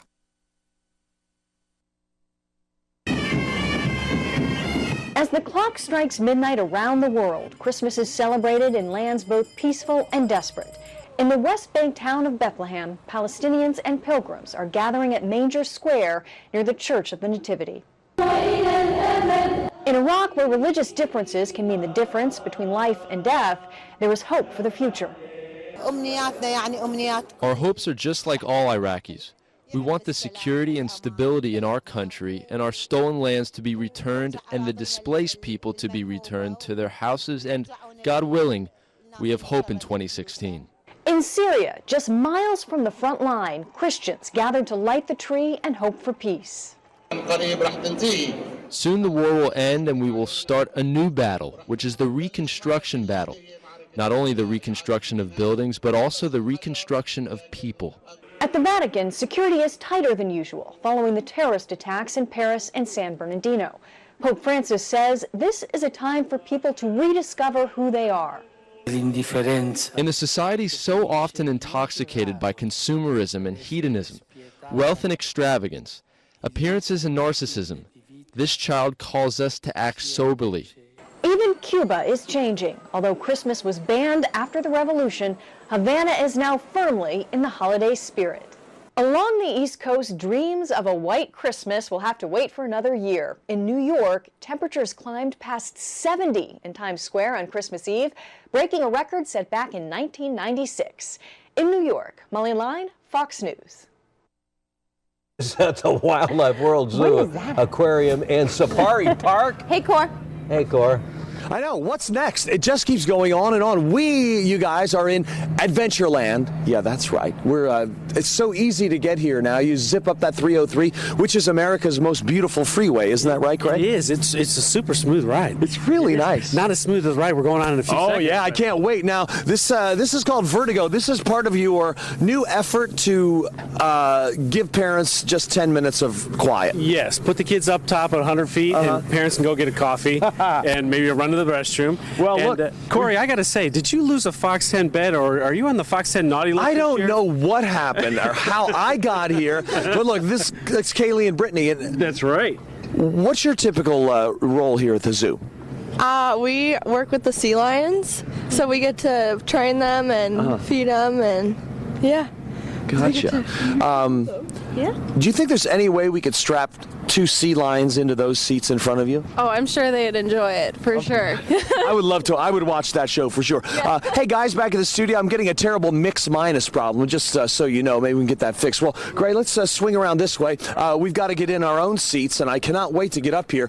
How many rides do you have going this year? What's the new plan? It's always exciting. We have 4 new rides here at Adventureland, which brings our total to 10 in the whole park here at Wildlife World. So we've got 10 full rides coming up This Adventureland, I should say, opens up February 1st. So we're ready, Kevin. We're teasing. Go ahead, Kevin. Let her rip. But yeah, this Adventureland has dozens of new species from Central and South America. We've got bear and donkey and mountain lions and different types of foxes. And then we have these 4 rides here. What's that, buddy? Nothing. What you trying to do there, well, Gray? we've got our safety officer here. So gotcha. We want to make sure that we're all. I thought maybe you were going to try some kind of stunt once we got up there. I hope not. Well, we did bring in the fire hoops. No, I'm just kidding. If only. Well, I remember the days when a little sky ride, maybe a little train ride. But you've got a flume going. You've got this, whatever this is called. We've also got a roller coaster. We've got a roller coaster coming up, and here we go. We're heading off now. And this is about 100 feet tall, Corey, so it's a great view of the West Valley. For those of you... I like that. It's a great view of the West Valley. Wow, it really is. It is. And what's really cool is we're surrounded by primate islands. So we've got some capuchin monkeys in one island. We've got some spider monkeys in another island. This is great. It is great. You know, I rode this the other day. My boss wanted to make sure I got on here and wasn't like screaming like a little girl when we were on live TV. And I got to tell you, I'm much more comfortable up here with the camera. So thanks for joining me today. Oh, absolutely. I feel too comfortable. Fake yawn with the arm that goes around the back of it, like with the movies in maybe 19. We'll share a little cocoa after the ride. Oh, that would be lovely. Now. Well, obviously, when he got that high, he got out of the range of the microphone. Yeah. The wireless, and so he kind of lost the sound, but. He's way up there. Getting a good view of the West Valley, as he said. But watch for this video, because knowing Corey up in that swing, this could go viral. Yeah. They also have a roller coaster, you know. Oh, yeah. Yeah. Don't they have, is it the log ride that goes down or is that a different one? No, this is different. Yeah. Then they have the train that takes you around. But they're putting new rides in and things. Yeah. Be really careful expanding of that thing. well. All right, so Corey's at the Wildlife World Zoo. There's a lot to do today with the family. Even though it's Christmas Day, there's places that are open, and this is one of them. After you eat that big Christmas dinner, you go over there and you go work it off by looking at all the animals. Maybe Corey will be on display. Who knows? Who knows? Well, there's a taxidermist on call just waiting for me to keel over, and it could happen at any time. Look here, 8 axes. Only about 200 of these beautiful animals exist in the wild.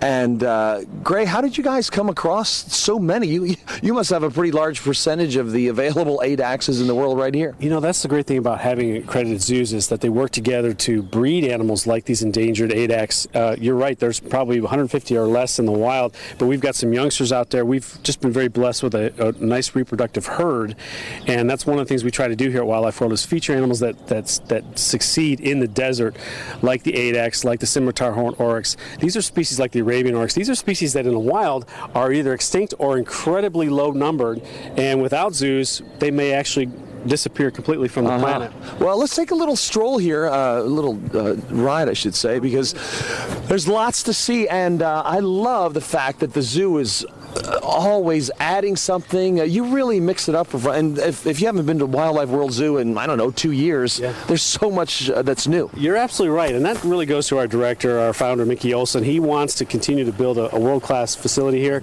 We've got some over 600 species of animals, 600 species of animals that fly, that swim, that crawl on the land. And we also have the ride attractions that we've already seen this morning, because he wants to create a family-friendly environment, a place where people come time and time again throughout the year. Well, we're heading into Adventureland now, and this is really all new. What was over here a year ago? Well, right now we were driving through what used to be the pen for the tapirs. It was kind of a muddy area, and now what we're doing is this is an entrance now to the new Adventureland, which will open up February 1st. Oh, very good. And that's all included in your entrance price? It's a brand new 15-acre parcel with about 24 new species, things that we've never exhibited at Wildlife World before, including coming up on our site here is going to be a pair of Arctic foxes. Oh, nice. But yeah, the admission to Adventureland is part of our general admission. Of course, the rides will be an extra charge if people want to enjoy those. But over on this side, to your right, Corey, we've got a new bear exhibit. It's not quite finished yet. A lot of the exhibits you're going to see this morning aren't quite finished. But we're going to stop right here. But check out our Arctic foxes. These two. Now, one is white and one is gray, and that's because Arctic foxes change color throughout the year depending on the season. And obviously in the winter months, they want to be white colored and blend in with the snow. snow. Yeah. In the summer, they become a little bit more dirty gray kind of thing. Right. But, And of course, they see Eric as prey. They do, and they see the fear in his eyes. But they're just a beautiful pair, and we've got a nice indoor-outdoor exhibit for them. And of course, they love these chilly Arizona mornings. They look great. All right. Well, thank you so much. Oh gosh, they are fantastic. Well, guys, more coming up, of course, all morning long from Wildlife World Zoo, and you are going to love what we've got to show you. We'll see you again in a couple of minutes. Okay, Let us know when that taxidermist shows up. Don't know.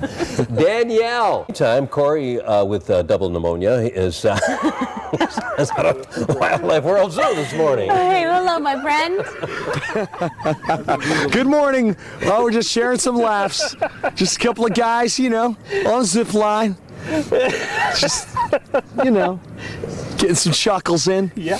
Now, Gray, what should I expect once this catapult starts to pull us backwards?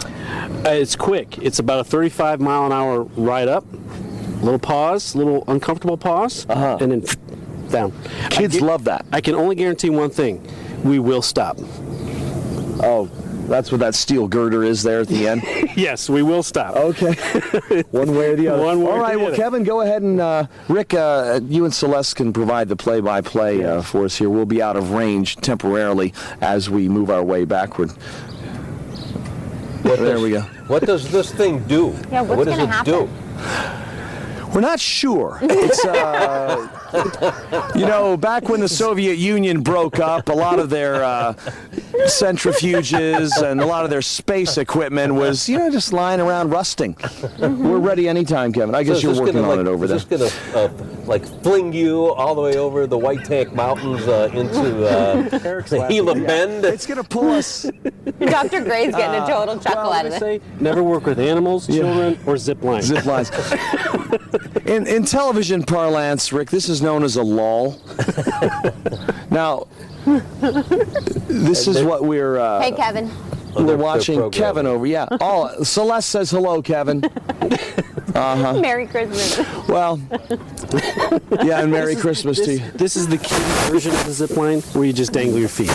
I'm doing a lot of that, it seems. It's called the Soaring Eagle, Celeste. Okay, Soaring Eagle. It's more like the sinking duck. Yeah. Right now it's the sitting duck. But I'm sure something is going to...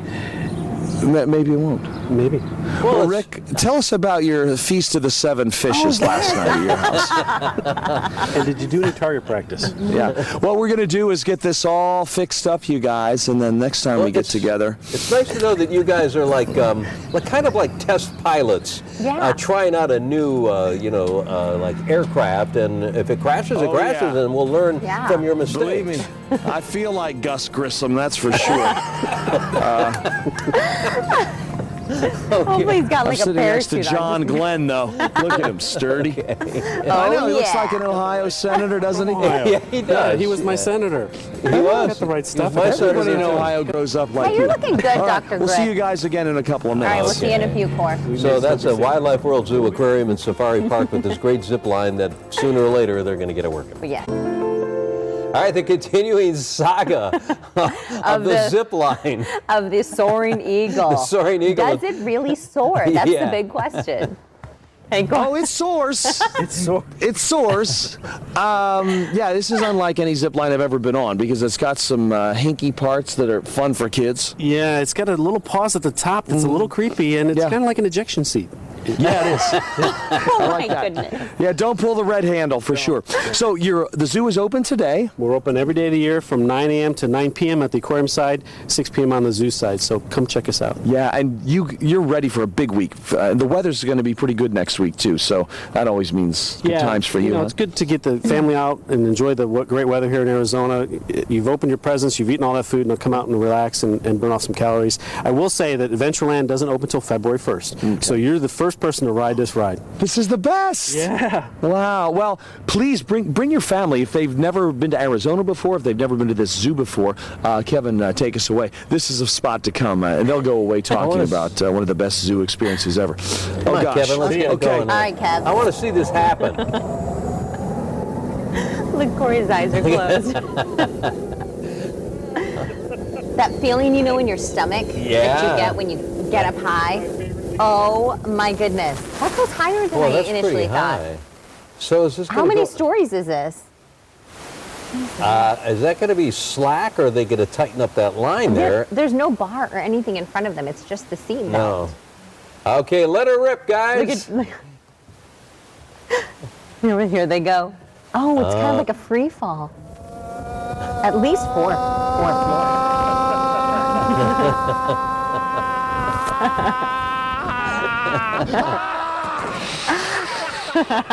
Oh! It's diabolical. It speeds up at the end. It does. It's evil. It's evil. I don't know who constructed this. This is how the Germans are getting back at us for World War II, I swear. All right. Well, come see us at Wildlife World Zoo. We're open every day of the year, and you will not be disappointed. Am I right? No, I think I lost my keys somewhere. All right, Oh, thank you, Cor. Hey, kids, you want to see a roller coaster?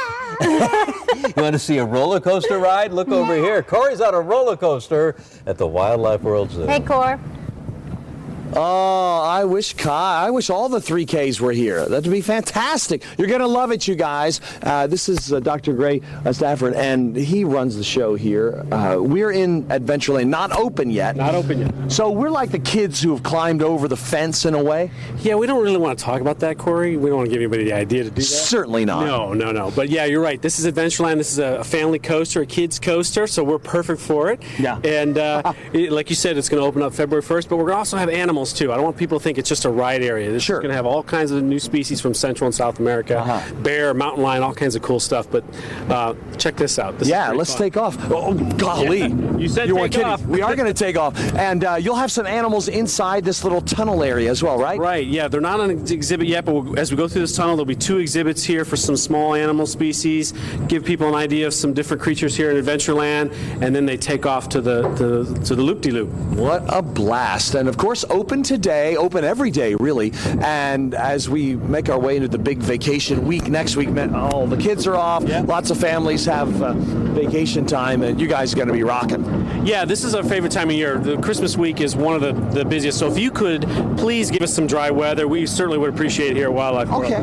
Yeah, I can absolutely do that. I think it's going to be just about perfect. I love a coaster like this that's very calm, and there aren't a lot of crazy drops and stuff. It's more like a scenic kind of a thing, And then holy!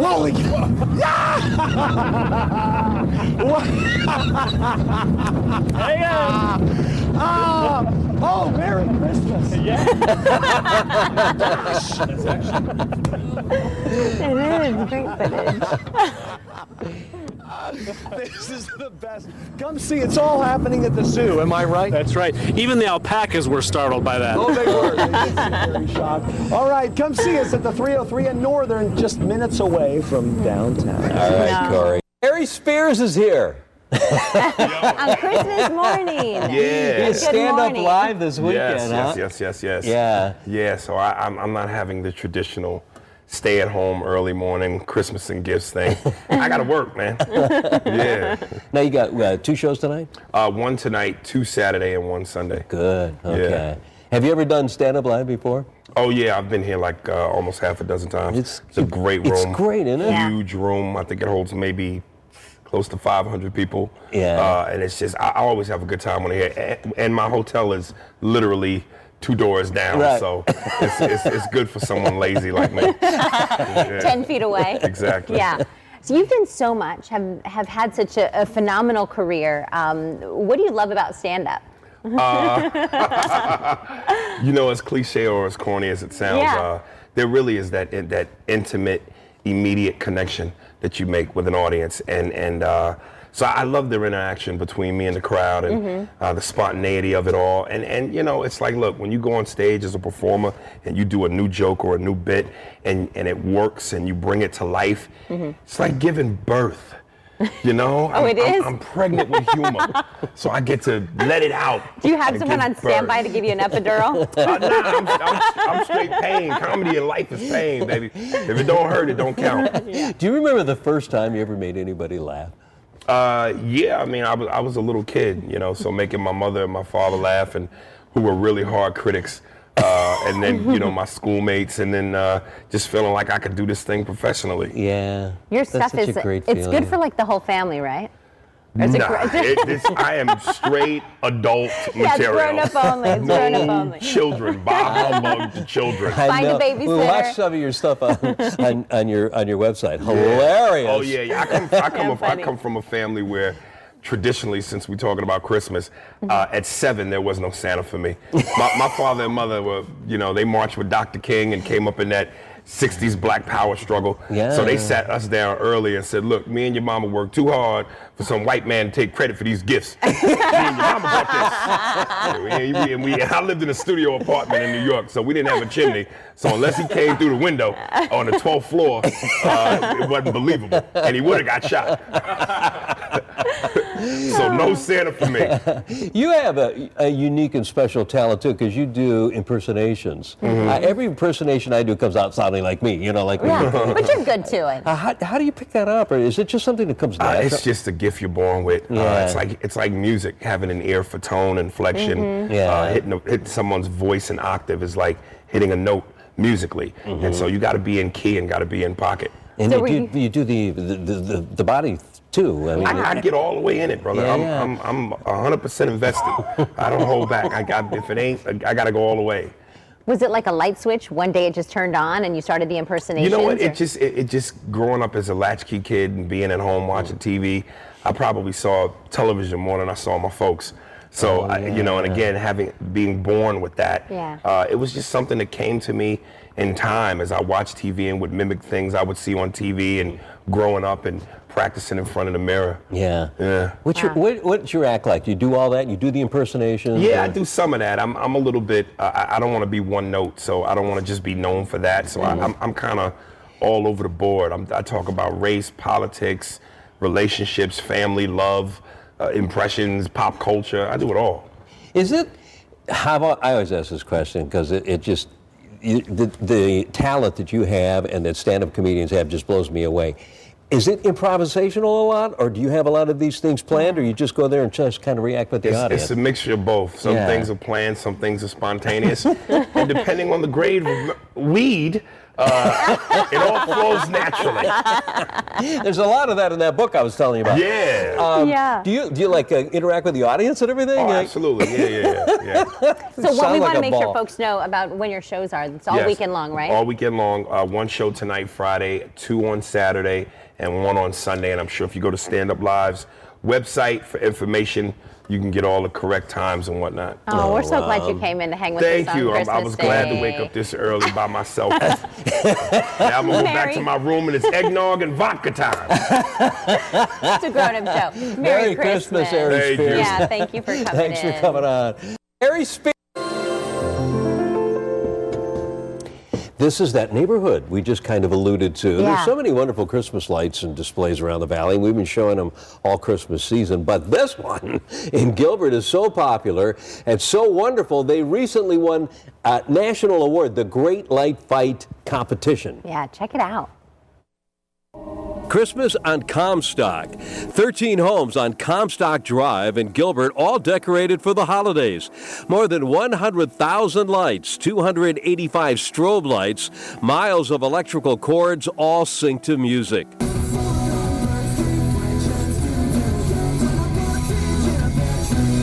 We have 32 controllers positioned in various parts of the houses to make all of the lights blink to the beat of the music. This display takes months of planning. It's a community effort. We usually start planning in the summertime when it's still warm and no one's thinking about Christmas.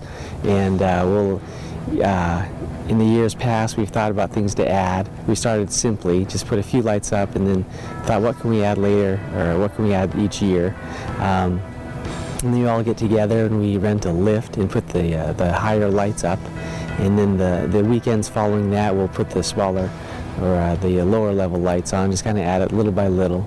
So it takes us a few weeks to do it, but we'll start soon enough to try to have it ready by Thanksgiving. You can drive through and listen to the music on your radio or walk along the sidewalk on any night in December. This neighborhood sees 1,000 to 2,000 visitors. Great support, amazing support, and they see it all as a time of Christmas being full of hope, where life And Make-A-Wish brings that hope, brings that life, brings that part of everybody's desire to see children be blessed and enjoy life.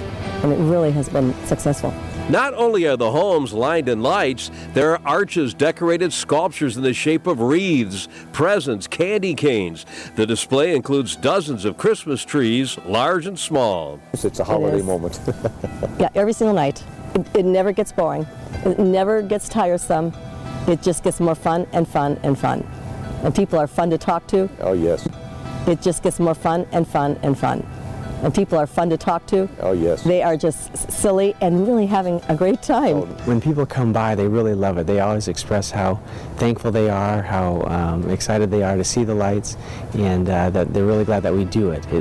It's creating memories for them, and we don't even realize that sometimes until the people stop us and say, you know, thank you so much for doing your lights. We really appreciate it. We come here every year. And that makes us feel good. It's great. It's great to see parents with their kids, spending time with them. There's no, other than the cell phone recording or taking pictures of the lights themselves, people they don't have their face in their phone. They are happy. They're spending time with their kids. It's great to see families spending time together. The only thing the homeowners ask is everyone enjoy their display, and if they have a little to give, donate to their charity. Over the past 6 years, Christmas on Comstock has collected donations for the Make-A-Wish Foundation. They've raised more than $18,000. Over the years, we've raised enough money to grant multiple wishes. And now be able to, in 1 year, be able to grant an entire wish, that makes us really excited, and we are thankful again for just the generosity of people who've come through. Thank you for coming by our homes, and from our family to yours, Merry Christmas. Yeah, wow. Sweet. What Yeah, a and he's fabulous absolutely thing. right. It is a tradition for so many families to Yes. spend time with one another. And there's a lot of great houses, so thank you, Comstock.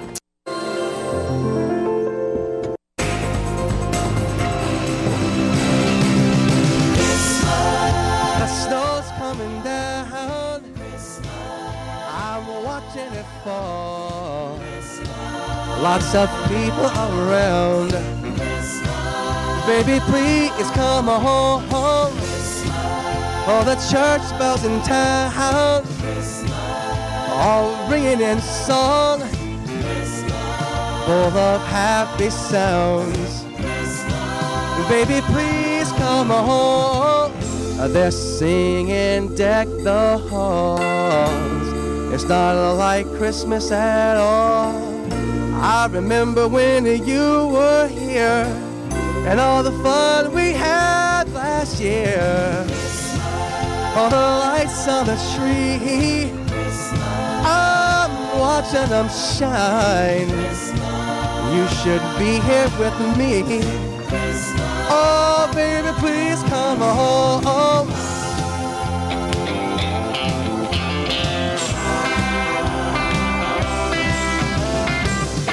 They're singing Deck the Halls. We're so happy to have Scott Keogh here today. What a special treat this is. Yeah.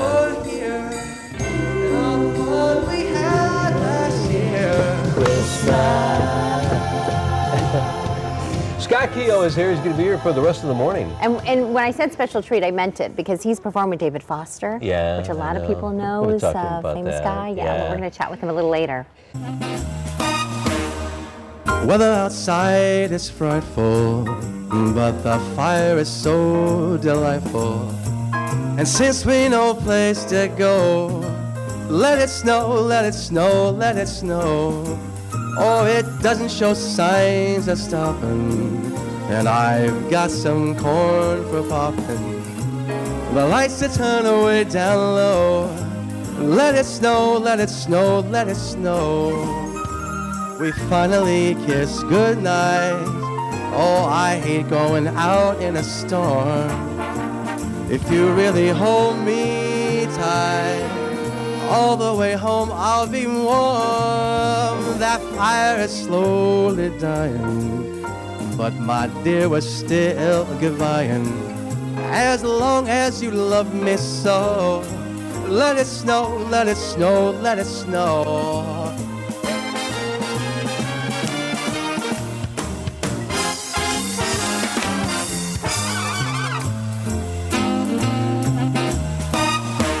we finally kiss goodnight. Oh, I hate going out in a storm. If you really hold me tight, all the way home I'll be warm. Oh, that fire is slowly dying, but my dear, we're still goodbying. As long as you love me so, let it snow, let it snow, let it snow, let it snow.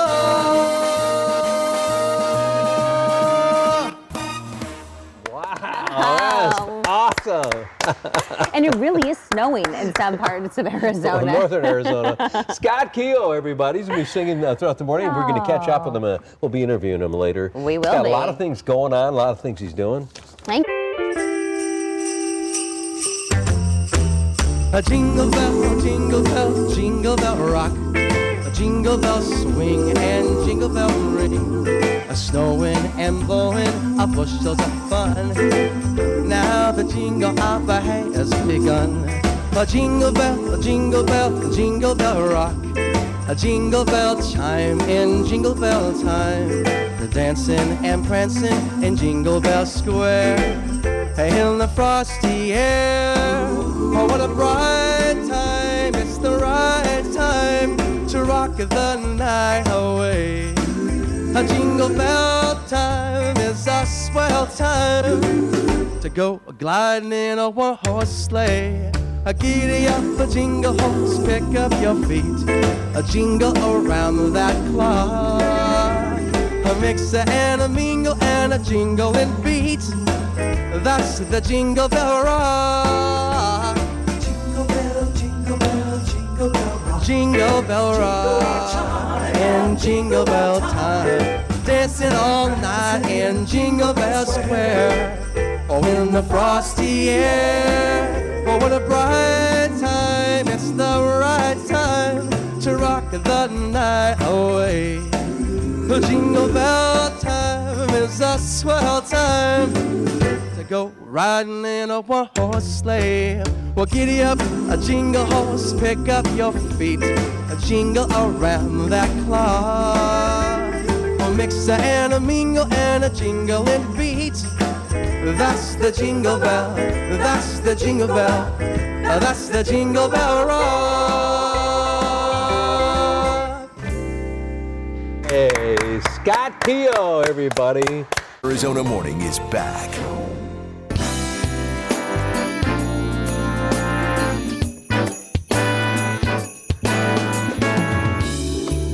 I'm dreaming of a white Christmas, just like the ones I used to know, where the treetops glisten and children listen to hear sleigh bells in the snow.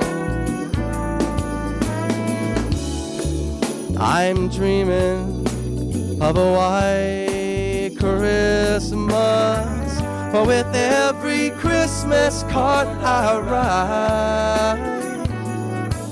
Oh, may your days be merry and bright, and may all your Christmases be white. Scott Keogh. Thank you so much, Scott.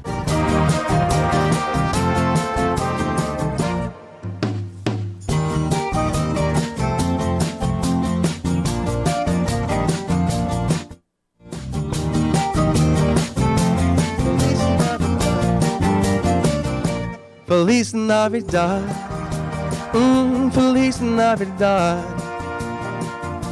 Feliz Navidad, prospero año y felicidad. I wanna wish you a Merry Christmas. I wanna wish you a Merry Christmas. I wanna wish you a Merry Christmas from the bottom of my heart. I wanna wish you a Merry Christmas. I wanna wish you a Merry Christmas. I want to wish you a Merry Christmas from the bottom of my heart.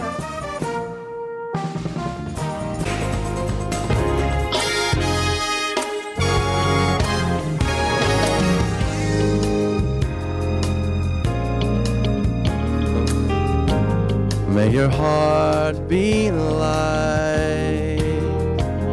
From now on, your troubles will be out of sight.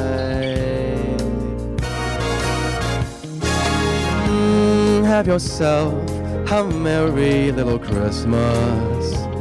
Make the Yuletides gay. From now on, your troubles will be miles away. Here we are as in olden days, happy golden days of yore. Faithful friends dear to us, gather near to us once more. Through the years we all will be together, if the fates allow. Hang a shining star on the highest bough, and have yourself a merry little Christmas now.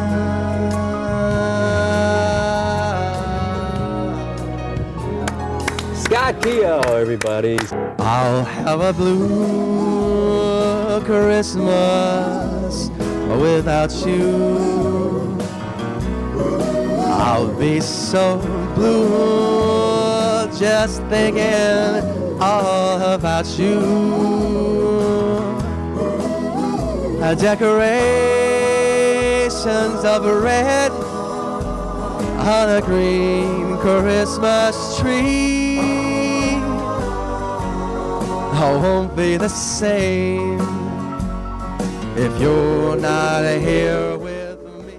All right, guys, we're going to dip out of this and go back to some other holiday-related news. First things first, going to go ahead and play this story for you. Well, let's first show you what New York City looks like now. It is dark outside. That is what the New York City Times Square looks like this holiday. As for how it looks right here in the valley, there is a look at our tower cam.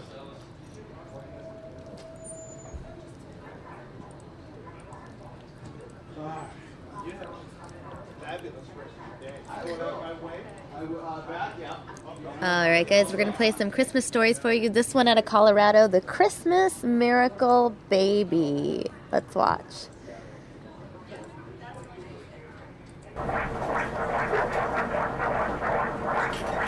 Shoni descended from northern Arapaho Indian ancestors, living in pediatric intensive care at Rocky Mountain Hospital for Children since she was born here 2 weeks ago.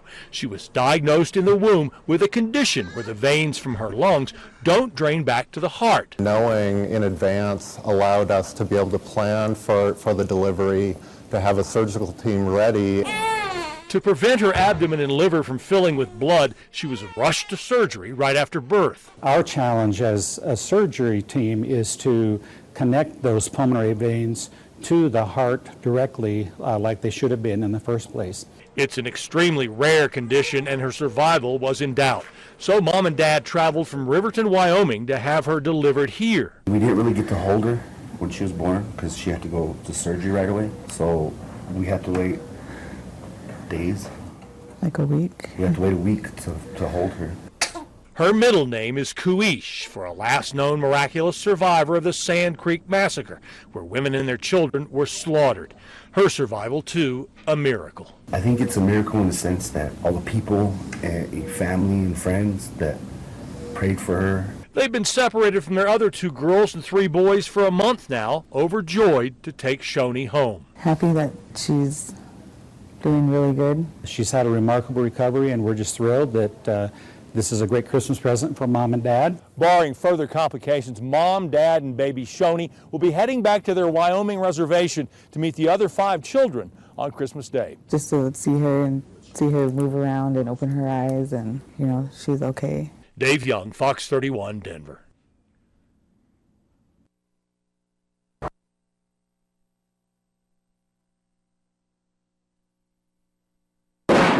They're preparing for a full Christmas feast. Here in the kitchen of Loaves and Fishes, the art of giving is going on. It's a wonderful thing.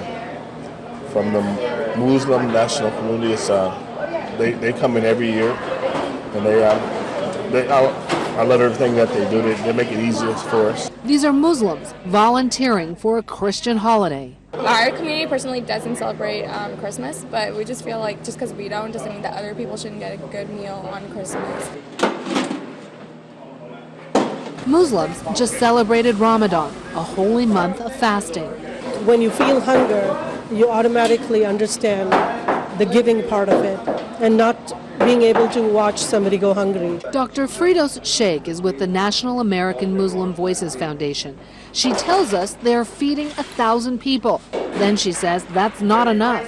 She wants more for the hungry. She's calling on fellow doctors to give. We are blessed to be in a profession that already teaches us how to give. Let's give some more. So for today, they are feeding 1,000, but they are working on tomorrow, imagining how many more they can feed. In Sacramento, Elisa Becerra, Fox 40 News. About 10 more minutes.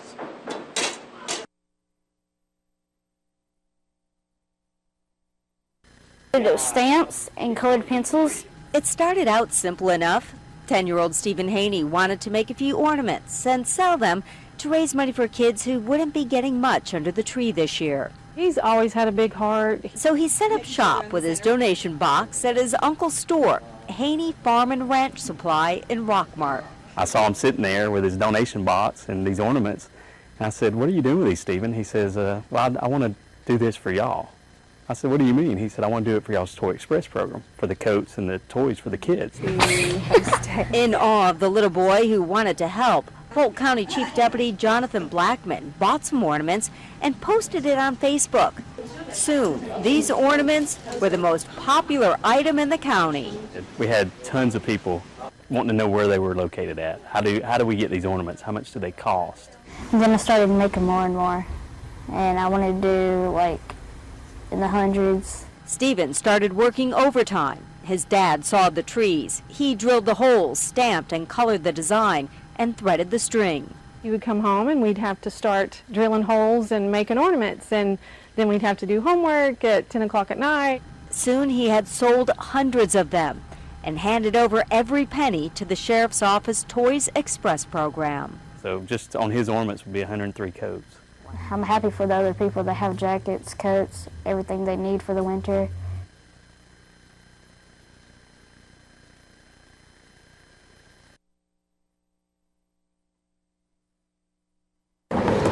We have some rhinestones. Your mother may... People around you, continue to stay focused.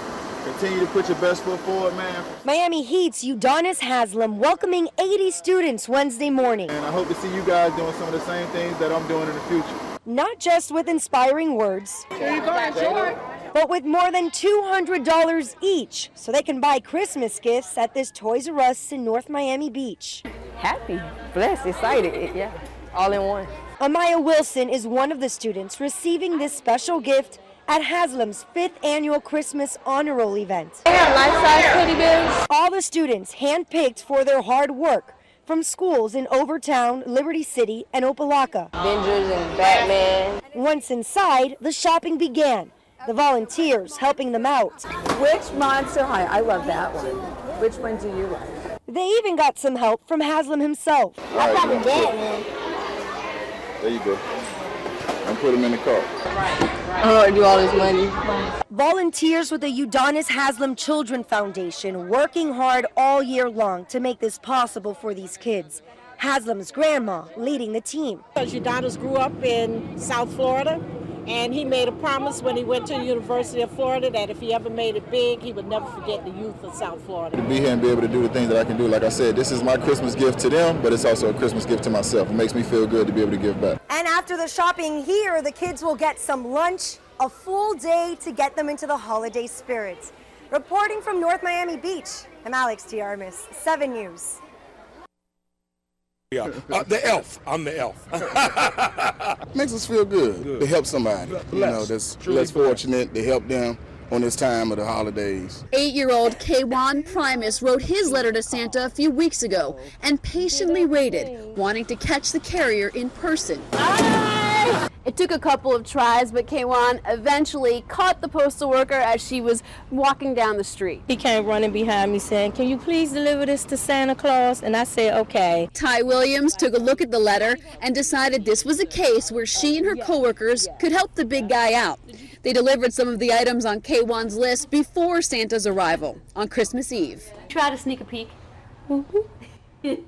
This is a Lego set, and this I don't know. While the postal workers weren't able to get everything on the list, they got a little creative. Kwan asked for a dog, so we got this guy. He walks, he talks, he wags his tail. Williams recognized Kwan from her route and thought he could also use some warm clothes and a coat. When he came to the door, he just had on his underclothes, just underwear. So when I went out shopping, I decided to get him the t-shirts, the long johns, and the sleepwear. Kwan is one of 10 kids, 5 who still live at home. His parents call this small act of kindness a true holiday blessing. This was just some extra stuff that I couldn't get, and they got it for him, and I really appreciate that. I got a whole bunch of gifts for Christmas. How's that make you feel? Happy. In Southwest, Lauren DeMarco, Fox 5 Local News. It was a reunion more than a year and a half in the making for the Robson family. Army Specialist Daniel Robson has been deployed to Japan, where he serves as a mechanic. His family says they don't often get to spend the holidays together. I'm going to be with my family for Christmas, and I'm excited. Robson's mom and dad have both served in the U.S. Air Force, and they say it's a gift to have their son home with them for Christmas. When he said that he was coming home, I was speechless. We've both been in military situations where we haven't been able to be with family for Christmas. We've been overseas and in that venue many times. So to have our son home, it's big. It's really big. Dozens of families filled JIA this Christmas Eve, waiting for their loved ones to land.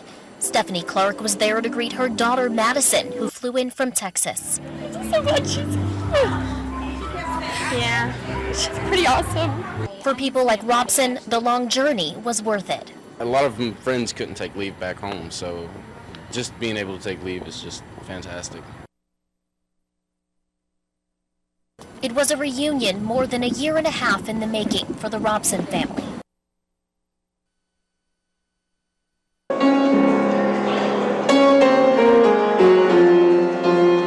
Christmas Eve service is a special night at Calvary Church. But this year, the adults are especially excited. I really am. I can't wait. Because tonight, they're about to change the life of a single mom and her daughters. Only, they don't know it yet. It has been a hard struggle. Barbara Moore works for a Dallas food company and is barely making it.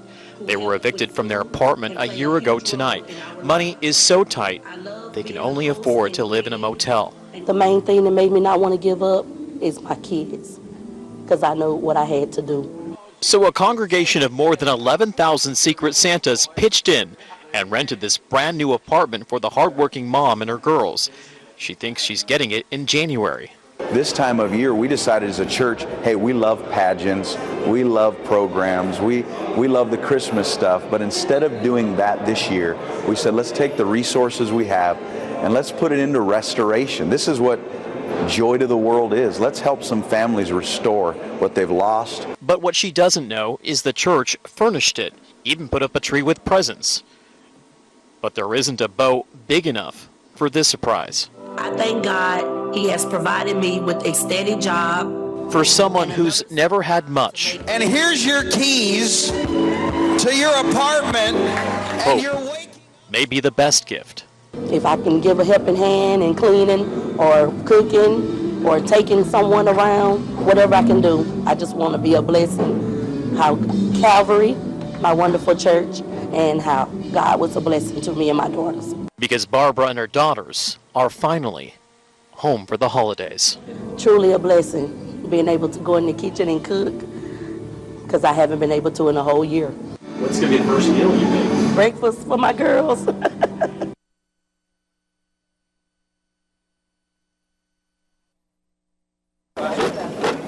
Do the holidays get stressful? A little bit, but, it comes and goes. You got to deal with it when you can. West St. Paul's Doug Spanier has got 4 little boys to please at Christmas. He concedes it's not easy, but he also wouldn't change a thing. You only have a little bit amount of time, and, for me, with all the little ones, you have to figure out with all the little ones getting time to get shopping done and everything. It's December 25th of every year, but it gets down to the last minute every time. This Super Target was packed with frantic shoppers on Christmas Eve day. Some buying last-minute gifts, supplies, others stocking up on groceries for holiday feasts. Just taking a deep breath and realize that this line is here and it's okay. You'll get through it. Yep. The money, the family, the travel, the keeping everyone happy. It can all take a toll at Christmas, explained Alina psychologist Cheryl Bemmel. Holiday blues are often happen because people have these ginormous, what I call ginormous expectations. They have grandiose expectations. And it just leaves room for a big fall. Bemmel believes the best way to avoid the fall is to plan ahead and to set attainable goals. Many of us, we have these memories of holidays of yesteryear that were perfect. And they were only perfect because, we were children. And we can't replicate that. Some of her suggestions, like avoiding social media and putting down the smartphone, are gaining steam all across the country. It's not a bad idea. I kind of like that, where people kind of just throw them in a bucket and just say, hey, let's be together and actually spend some time together. Dear Police, my name is Dariana. I am writing this letter because I need a big favor.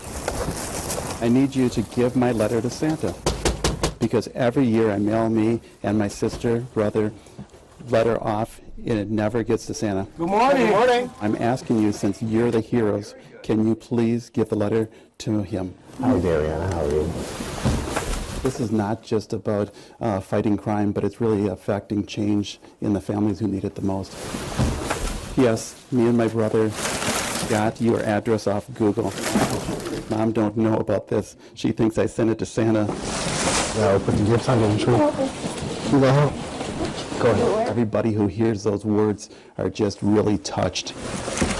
And as we read it, we know that we have to do something. Their mother is certainly doing a wonderful job raising them, and whatever we can do to make their Christmas special is something that we're proud of. Thank you. Alright guys, well I hope you enjoyed some of the holiday stories that I've been playing for you over the course of the last hour. It is a very slow day here in the newsroom. You can see not that many people working here. You can see my plate of food. We had a Christmas dinner delivered to us, similar to Thanksgiving Day. We even have a piece of pie, although I don't know where I put my pie. Anyways, hope you guys are having a wonderful Christmas day, and in case you're wondering what my top 5 were, they are right here. Although there's some news stories that I wanted to share with you that were trending nationwide. For example, Michelle Obama helping NORAD track Santa yesterday, so I want to go ahead and show you guys this. Basically, when kids called, they could end up speaking with Michelle Obama instead of speaking with soldiers. It's pretty crazy, pretty cool. In case you're not aware of what exactly takes place, NORAD tracks Santa every year, where they are based, answering phones, talking to kids, telling them where Santa is. And Michelle Obama, the First Lady, took part in this holiday tradition.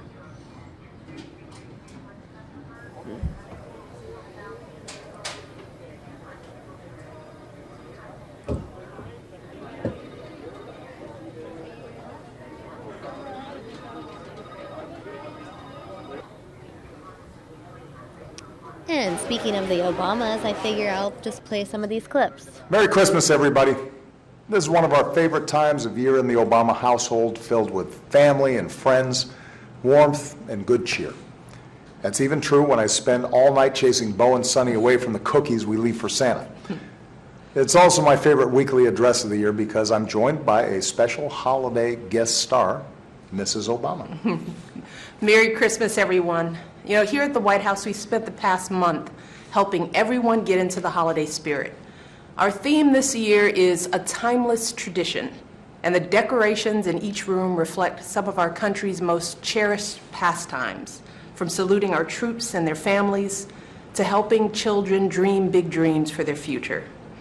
And we've invited thousands of families here to the White House to enjoy the festivities because there's no holiday tradition more timeless than opening our doors to others. Today, like millions of Americans and Christians around the world, our family celebrates the birth of Jesus and the values he lived in his own life, treating one another with love and compassion, caring for those on society's margins, the sick and the hungry, the poor and the persecuted, the stranger in need of shelter, or simply an act of kindness. That's the spirit that binds us together, not just as Christians, but as Americans of all faiths. It's what the holidays are about, coming together as one American family to celebrate our blessings and the values we hold dear. During this season, we also honor all those who defend those values in our country's uniform. Every day, the brave men and women of our military serve to keep us safe, and so do their families.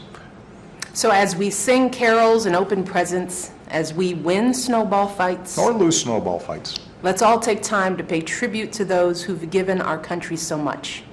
Go to joiningforces.gov to see how you can serve the troops, veterans, and military families in your community.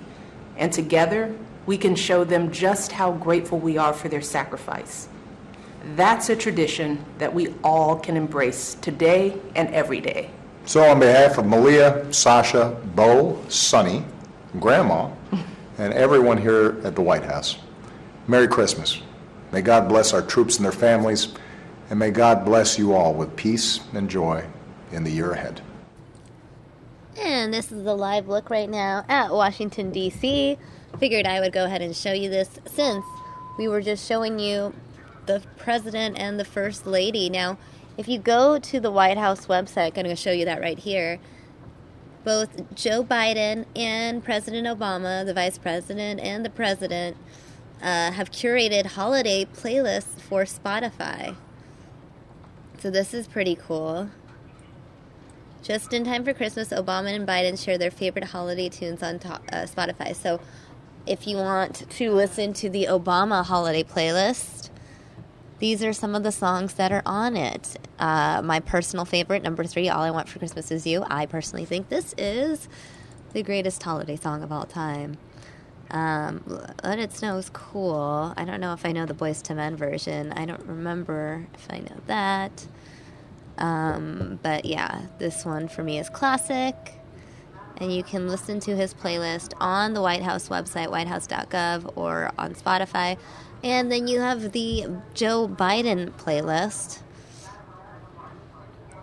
Some of Joe Biden's favorite holiday tunes. Interestingly enough, they don't overlap. I feel like they planned this because I think in real life,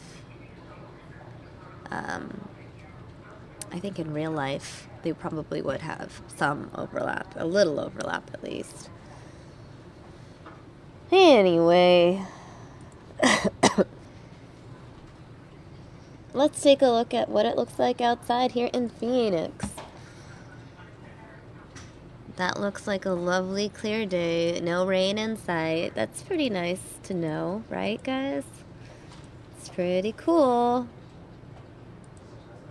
Let me play some stories for you. Okay, so since we're talking about presidents and people in the White House, this is a sad story. Bill Clinton's childhood home on fire.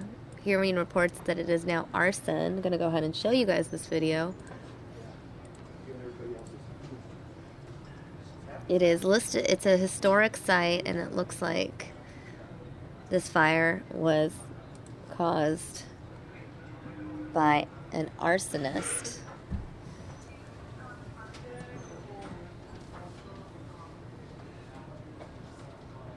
You can see investigators on hand, securing the area, trying to figure out what happened, why someone would do this. Again, this is in Arkansas, Bill Clinton's childhood home, a historical site.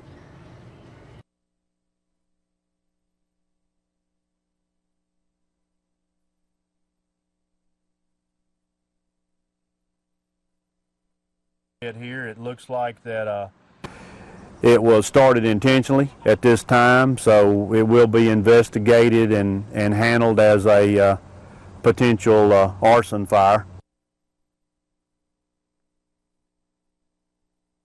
We do have some extensive damage on the outside of the house and also on the interior of the house, and there's some water and smoke damage. We were able to move some stuff around a little bit and put some tarps down and stuff like that, so we protected everything the best that we could. Well, there's strong odor of accelerant. There's also some graffiti around the point of initial setting of the fire. Bringing people into your city. Well, this is a very important site for our city, very dear to the heart of our city. It means a lot to us. And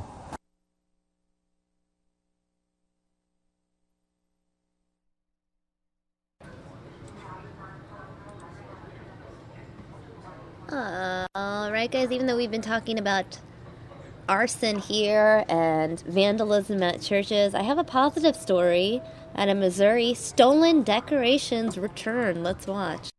A Grinch tried to ruin Christmas by stealing these decorations, but thanks to a Fox 4 viewer, the countrymen say Christmas has been saved. Well, my dad was on the phone with the and I heard him talking about the reindeer, and the police were calling him.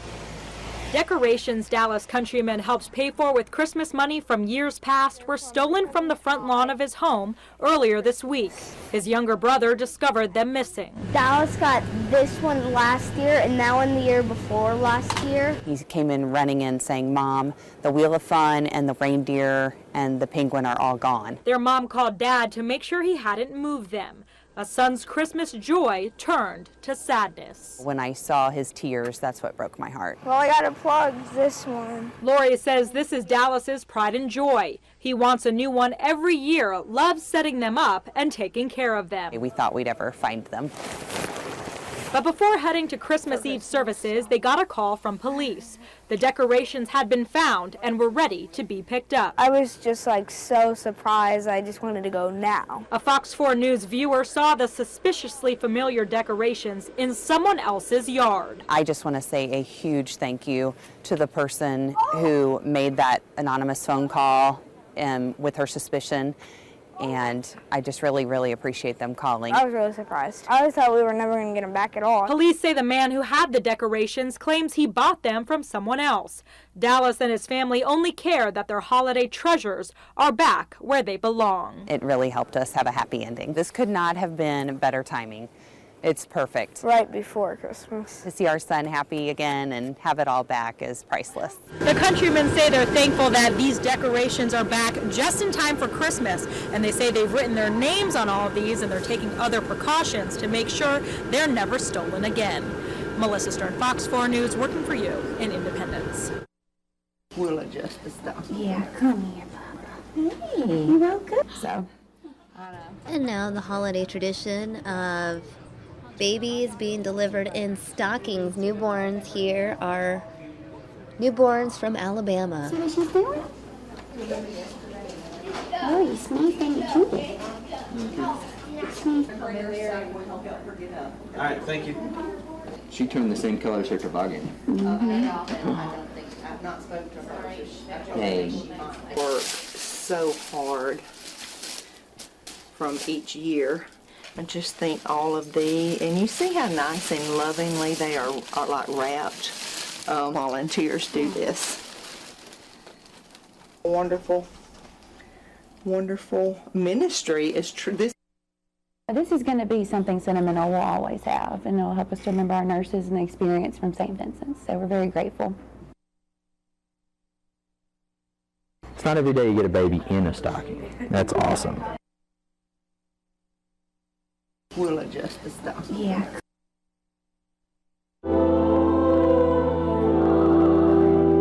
At Holy Child Jesus Church in Queens, New York, the Nativity encompasses the parish's very identity. But the birth of another babe just a few weeks ago brought the church an updated version of its namesake. There's no such thing as a coincidence with God. A few days before Thanksgiving, a baby boy barely 2 hours old was left in the church's manger. His single mother, who told a reporter she was unable to care for him, placed him here in God's hands. That the manger was set, that the doors were opened, that that there was no one in the church at that time, so she could come anonymously and drop her child. From the moment the child appeared, he began to change the lives of those around him. For handyman Jose Moran, who found him, it's a wholehearted belief in divine intervention. It's a miracle in the sense that it was the timing, in that the manger was just built. It was just there for a couple hours. For this young priest, a new vision of life, the surreal moment as the nurse from the parish school attended him. To watch her tying the umbilical cord, again, something that I have never seen. The baby left in a manger has not only transformed lives here at Holy Child Jesus Church, but the modern-day Christmas story miracle has touched hearts and minds across the country and across the world. Cards, emails, and donations have poured into the church, hand-knitted hats as well. Many people also asking to adopt the infant. And the event itself, says Father Henyu, has inspired a bounty of Christmas sermons as priests and pastors around the country see the similarities between today's story and one more than 2,000 years ago. The humility of our Savior to come as this helpless infant, which would come to save the world. The baby is now in foster care. State authorities will decide who adopts him, but he already has a home in the hearts of thousands. In Queens, New York, Lauren Green, Fox News. All right, guys, now I'm going to play clips from all around the world of their Christmas celebrations, starting with the Vatican at midnight. Verbum Domini.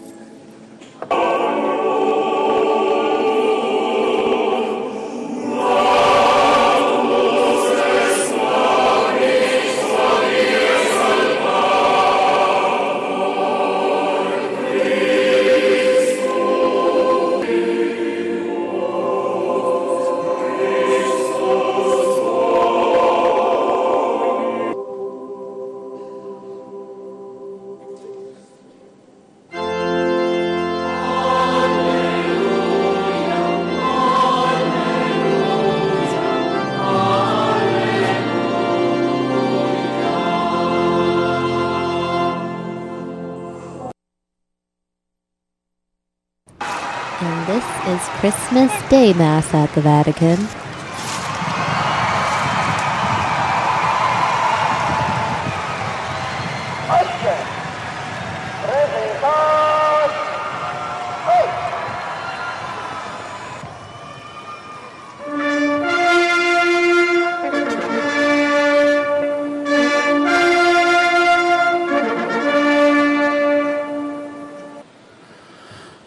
Cari fratelli e sorelle, buon Natale.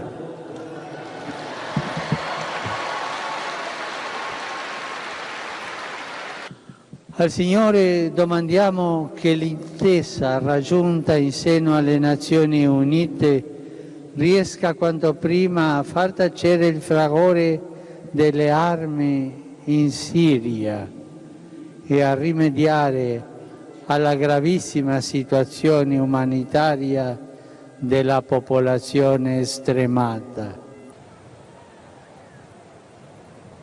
l'attenzione della comunità internazionale sia unanimemente rivolta a far cessare le atrocità che, sia in quei paesi come pure in Iraq, Yemen e nell'Africa subsahariana, tuttora mietono numerose vittime, causano immani sofferenze e non risparmiano neppure il patrimonio storico e culturale di interi popoli. In questo giorno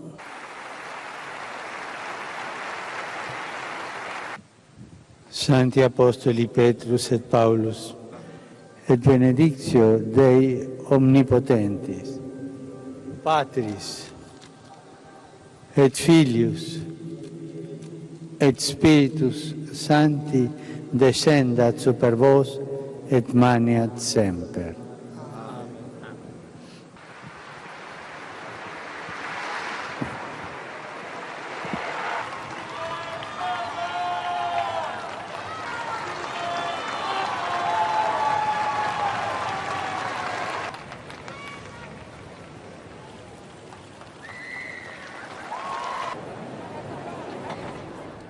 All right, guys, now we're going to go to Israel for the Christmas Bell concert.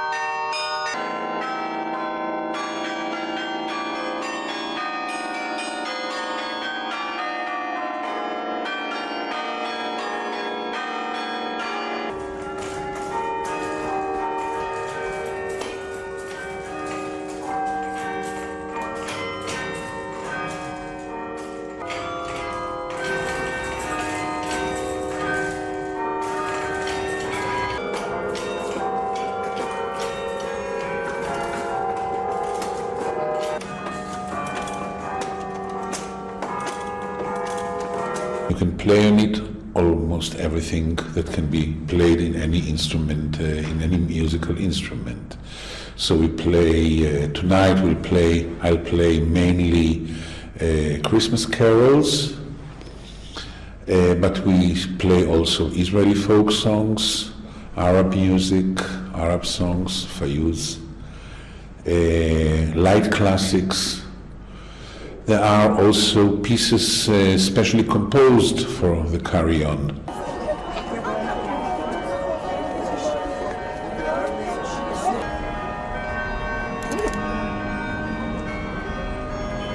Absolutely beautiful. It's exactly what I thought Christmas in Jerusalem would be all about. It's my first time here doing anything for Christmas, and I thought this was just the best place to come, and it certainly is.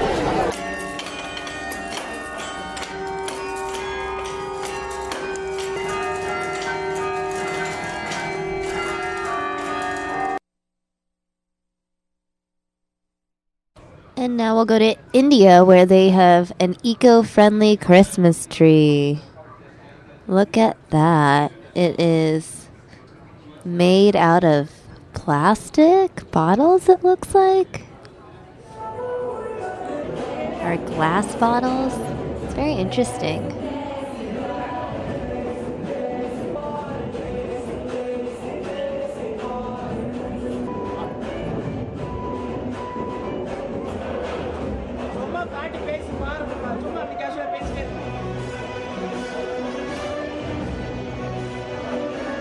We have made a Christmas tree with steel and 1021 bottles, 18 feet height, where this is a used PET bottles which are used to show the public that we can use everything in a recycled model. We have never used any trees or cut trees or papers or anything, just to show a eco-friendly based Christmas tree.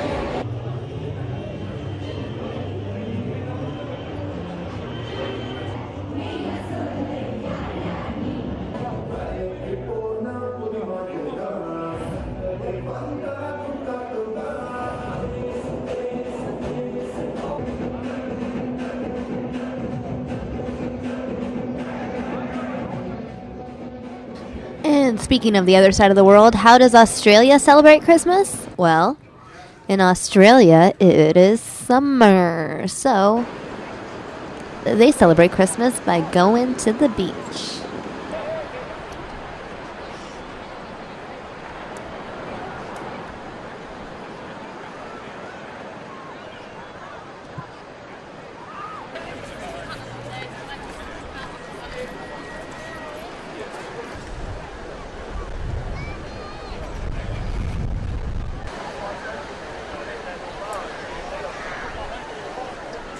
So we've just come down to Bondi Beach today. It's only my second day here, so it's pretty epic. Been in the sea for the first time. It's amazing. I love it here. So yeah, we're just chilling, loads of friends. My friends are moving here, so just an amazing few days. Oh, it's beautiful. This is my first time here. I was just telling her it's like paradise.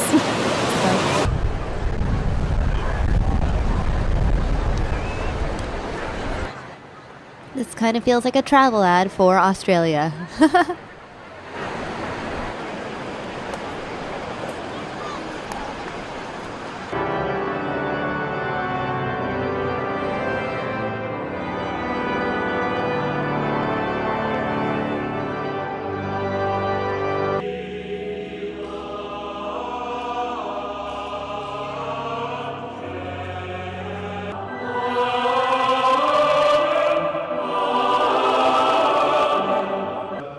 I pray that all of us have firmly planted in our hearts this Christmas and this year of mercy, this Jubilee year,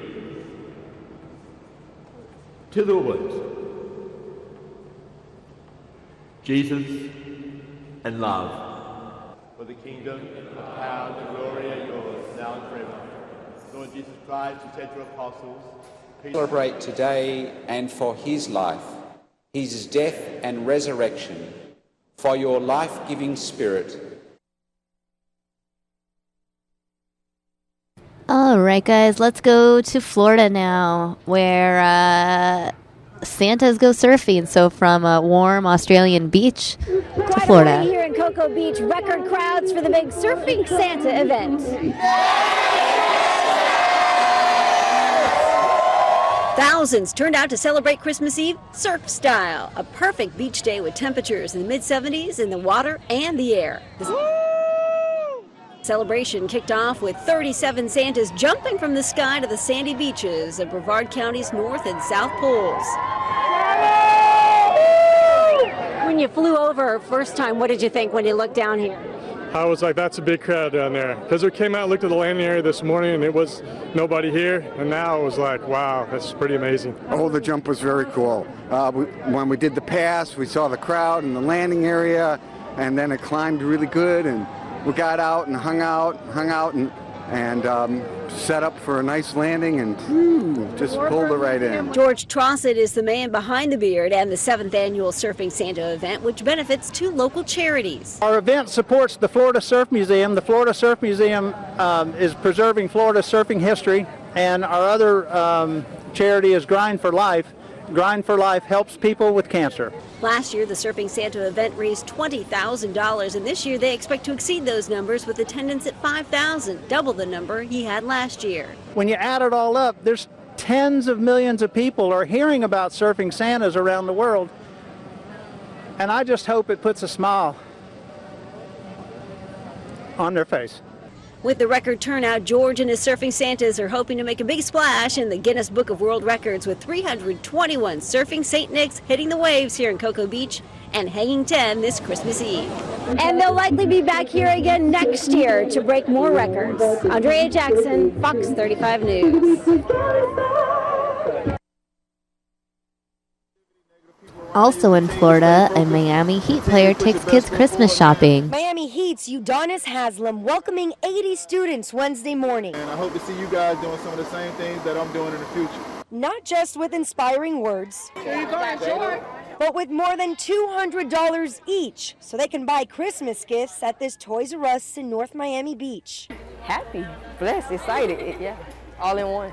Amaya Wilson is one of the students receiving this special gift at Haslam's 5th annual Christmas honor roll event. They have life-size teddy bears. All the students handpicked for their hard work from schools in Overtown, Liberty City, and Opelika. Avengers and Batman. Once inside, the shopping began. The volunteers helping them out. Which Monster High? I love that one. Which one do you like? They even got some help from Haslam himself. I got the Batman. There you go. And put them in the car. I don't want to do all this money. Volunteers with the Udonis Haslam Children Foundation working hard all year long to make this possible for these kids. Haslam's grandma leading the team. Udonis grew up in South Florida, and he made a promise when he went to the University of Florida that if he ever made it big, he would never forget the youth of South Florida. To be here and be able to do the things that I can do, like I said, this is my Christmas gift to them, but it's also a Christmas gift to myself. It makes me feel good to be able to give back. And after the shopping here, the kids will get some lunch, a full day to get them into the holiday spirit. Reporting from North Miami Beach, I'm Alex T. Armis, 7 News. Meanwhile, in the UK, this is how the royal family celebrated Christmas. This is the royal family arriving to Christmas Mass.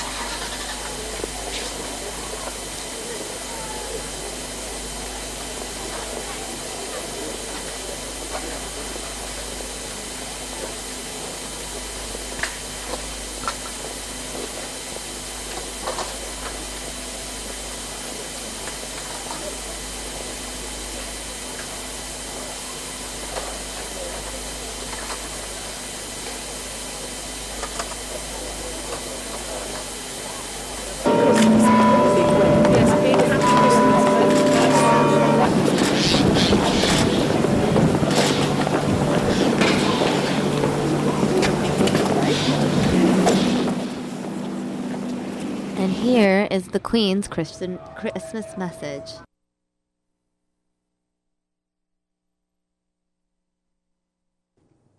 I'm looking forward to a busy 2016.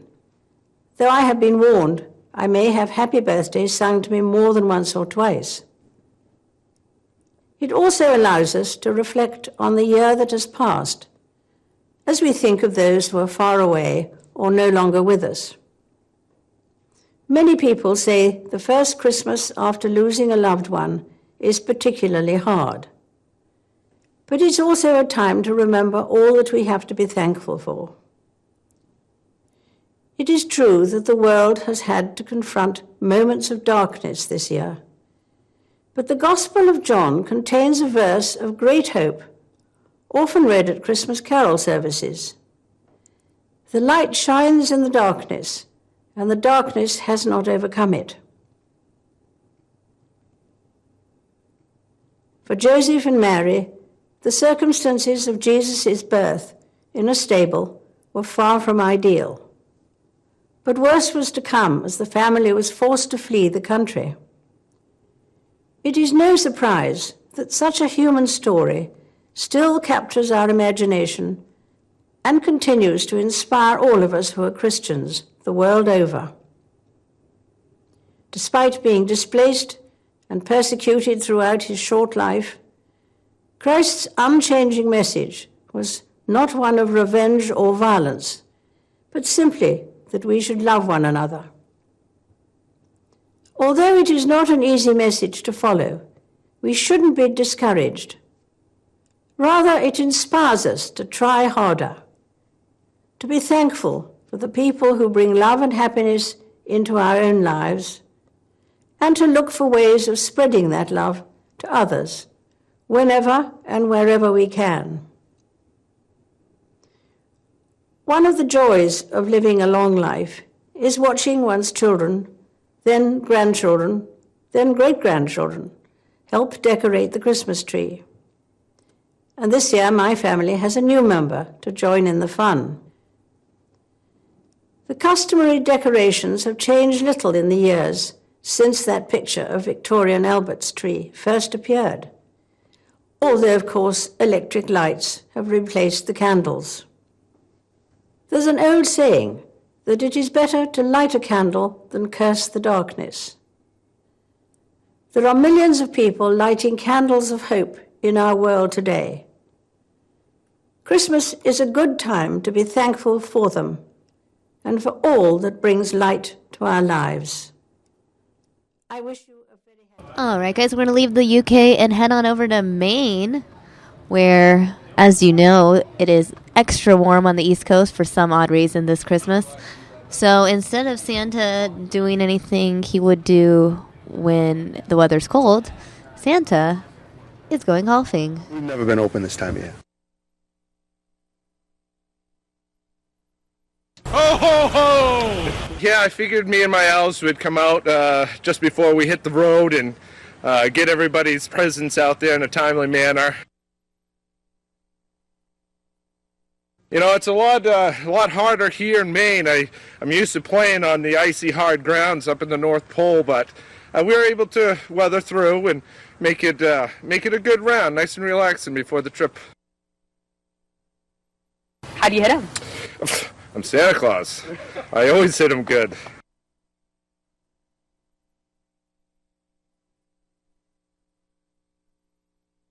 Kids go to bed early. Taylor and Olivia Clark. I know where you guys are at, so you better be good for your parents. Boo! Booyah!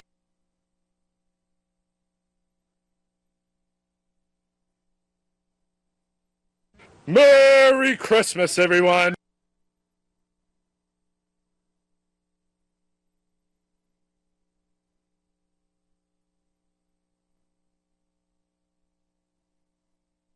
And in Colorado, Santas play Frisbee.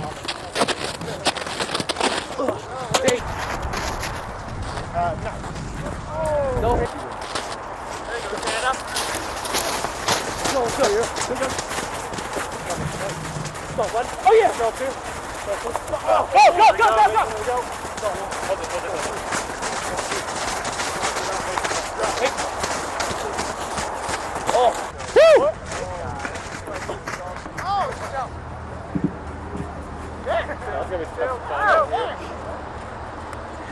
We do expect some Mrs. Clauses to be here as well. You know, something we wouldn't have the Grinch one year. We get all kinds of holiday spirit. And yeah, we're ready to play some ultimate Frisbee.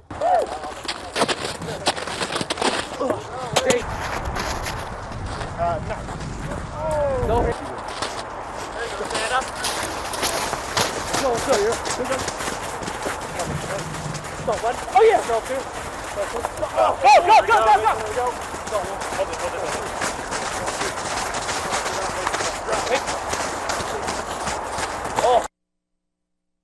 And in Hawaii, Santas go canoeing.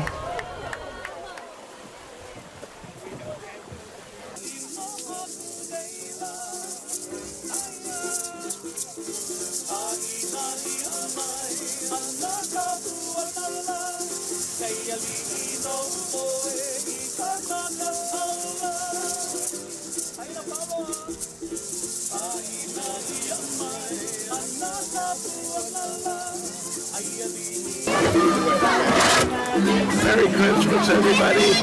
Hey,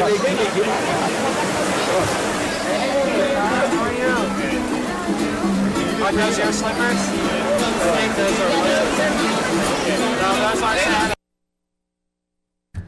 All right, guys, we are going to leave the United States and go to the other side of the world. This is Bethlehem, very sacred place where they held Christmas morning mass and this mass, the midnight mass.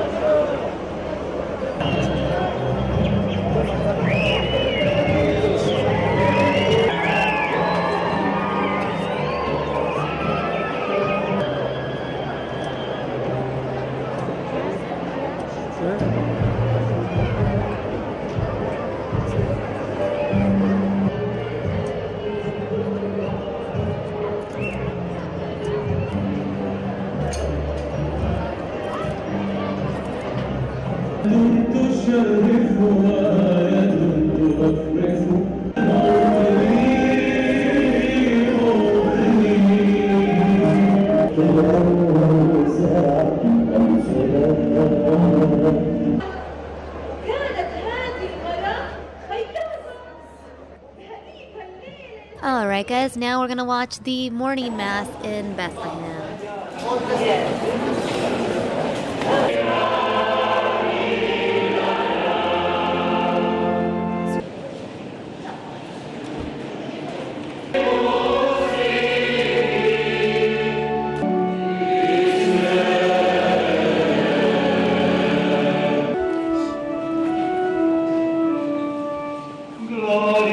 والإله الحي المالك معك ومع الروح القدس إلى دهر الدهور. القائلين لصهيون قد ملك إلهك. بالنارة وآلات الطرب بالأبواق وعزيف النفيس.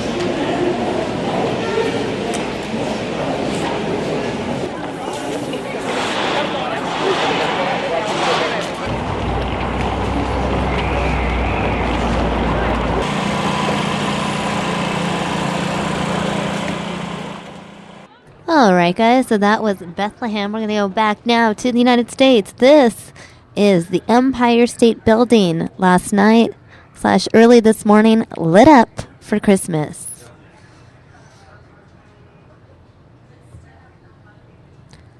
Meanwhile, in Minnesota, police surprised a family with gifts and the family got very emotional.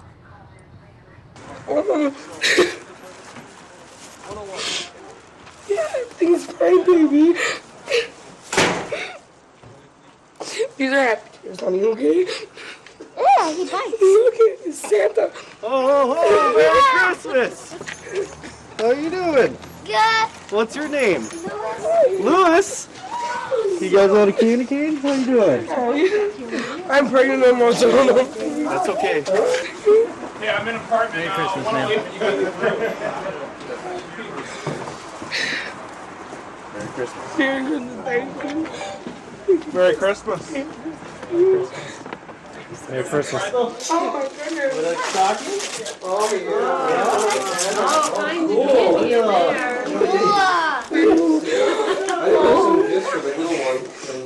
yeah. And this too, look. That too. That works too. There you go. Let's say Merry Christmas. Say Merry Christmas. That was Minnesota. Now we're going to go to Utah where Santas got to ski for free. Look at that. Skiing Santas in Utah.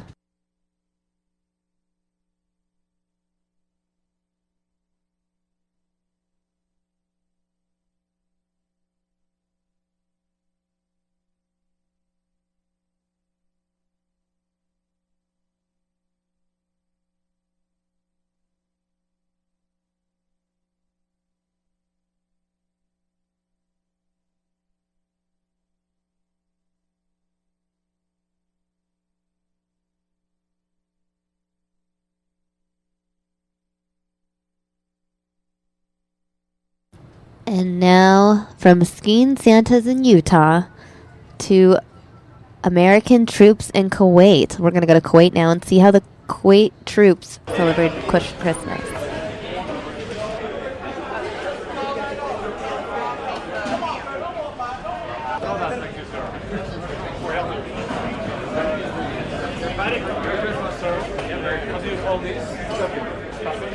Come back. All right, sir.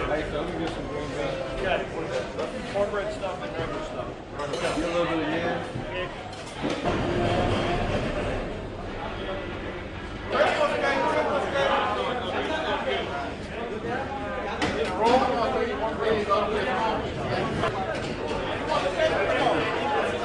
Well, as we know, our Army's been deploying, and our whole military has been deploying for over the last 15 years. So it's important to go out, and many of these soldiers have been deployed multiple times during Christmas holidays and other holidays. So again, we just want to thank them for their service and really tell them we appreciate what they do for our Army and really for our nation.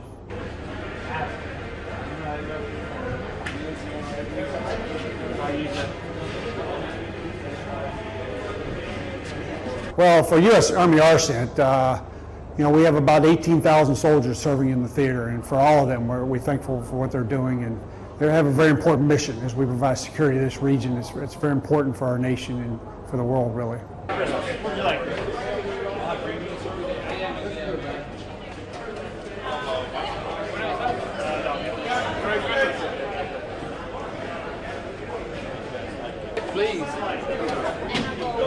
Again, guys, these are videos from Kuwait, troops in Kuwait celebrating Christmas. Now we're going to get back to the United States. This is a live look right now. A live look right now at Times Square, New York City. Always lit up, Christmas or not. And on that note, my final video for you is straight from whitehouse.gov. It is the Obama family Christmas address. Let's watch. Merry Christmas, everybody. This is one of our favorite times of year in the Obama household, filled with family and friends, warmth and good cheer. That's even true when I spend all night chasing Bo and Sonny away from the cookies we leave for Santa. It's also my favorite weekly address of the year because I'm joined by a special holiday guest star, Mrs. Obama. Merry Christmas, everyone. Here at the White House, we spent the past month helping everyone get into the holiday spirit. Our theme this year is a timeless tradition, and the decorations in each room reflect some of our country's most cherished pastimes, from saluting our troops and their families to helping children dream big dreams for their future. And we've invited thousands of families here to the White House to enjoy the festivities because there's no holiday tradition more timeless than opening our doors to others. Today, like millions of Americans and Christians around the world, our family celebrates the birth of Jesus and the values he lived in his own life, treating one another with love and compassion, caring for those on society's margins, the sick and the hungry, the poor and the persecuted, the stranger in need of shelter, or simply an act of kindness. That's the spirit that binds us together, not just as Christians, but as Americans of all faiths. It's what the holidays are about, coming together as one American family to celebrate our blessings and the values we hold dear. During this season, we also honor all those who defend those values in our country's uniform. Every day, the brave men and women of our military serve to keep us safe, and so do their families. So as we sing carols and open presents, as we win snowball fights, or lose snowball fights, let's all take time to pay tribute to those who've given our country so much. Go to joiningforces.gov to see how you can serve the troops, veterans, and military families in your community. And together, we can show them just how grateful we are for their sacrifice. That's a tradition that we all can embrace today and every day. So on behalf of Malia, Sasha, Bo, Sonny, Grandma, and everyone here at the White House, Merry Christmas.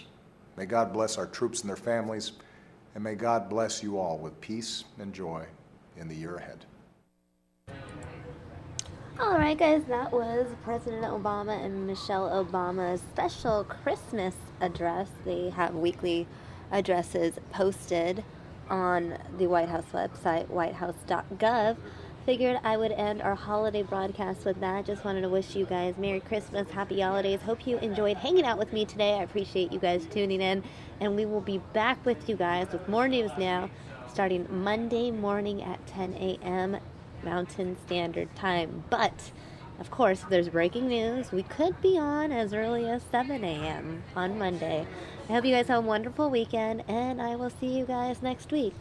Unless you stalk me on the internet, on Snapchat, or Twitter, or Instagram, or Facebook, because then you'll see me probably tonight or tomorrow. Bye, guys.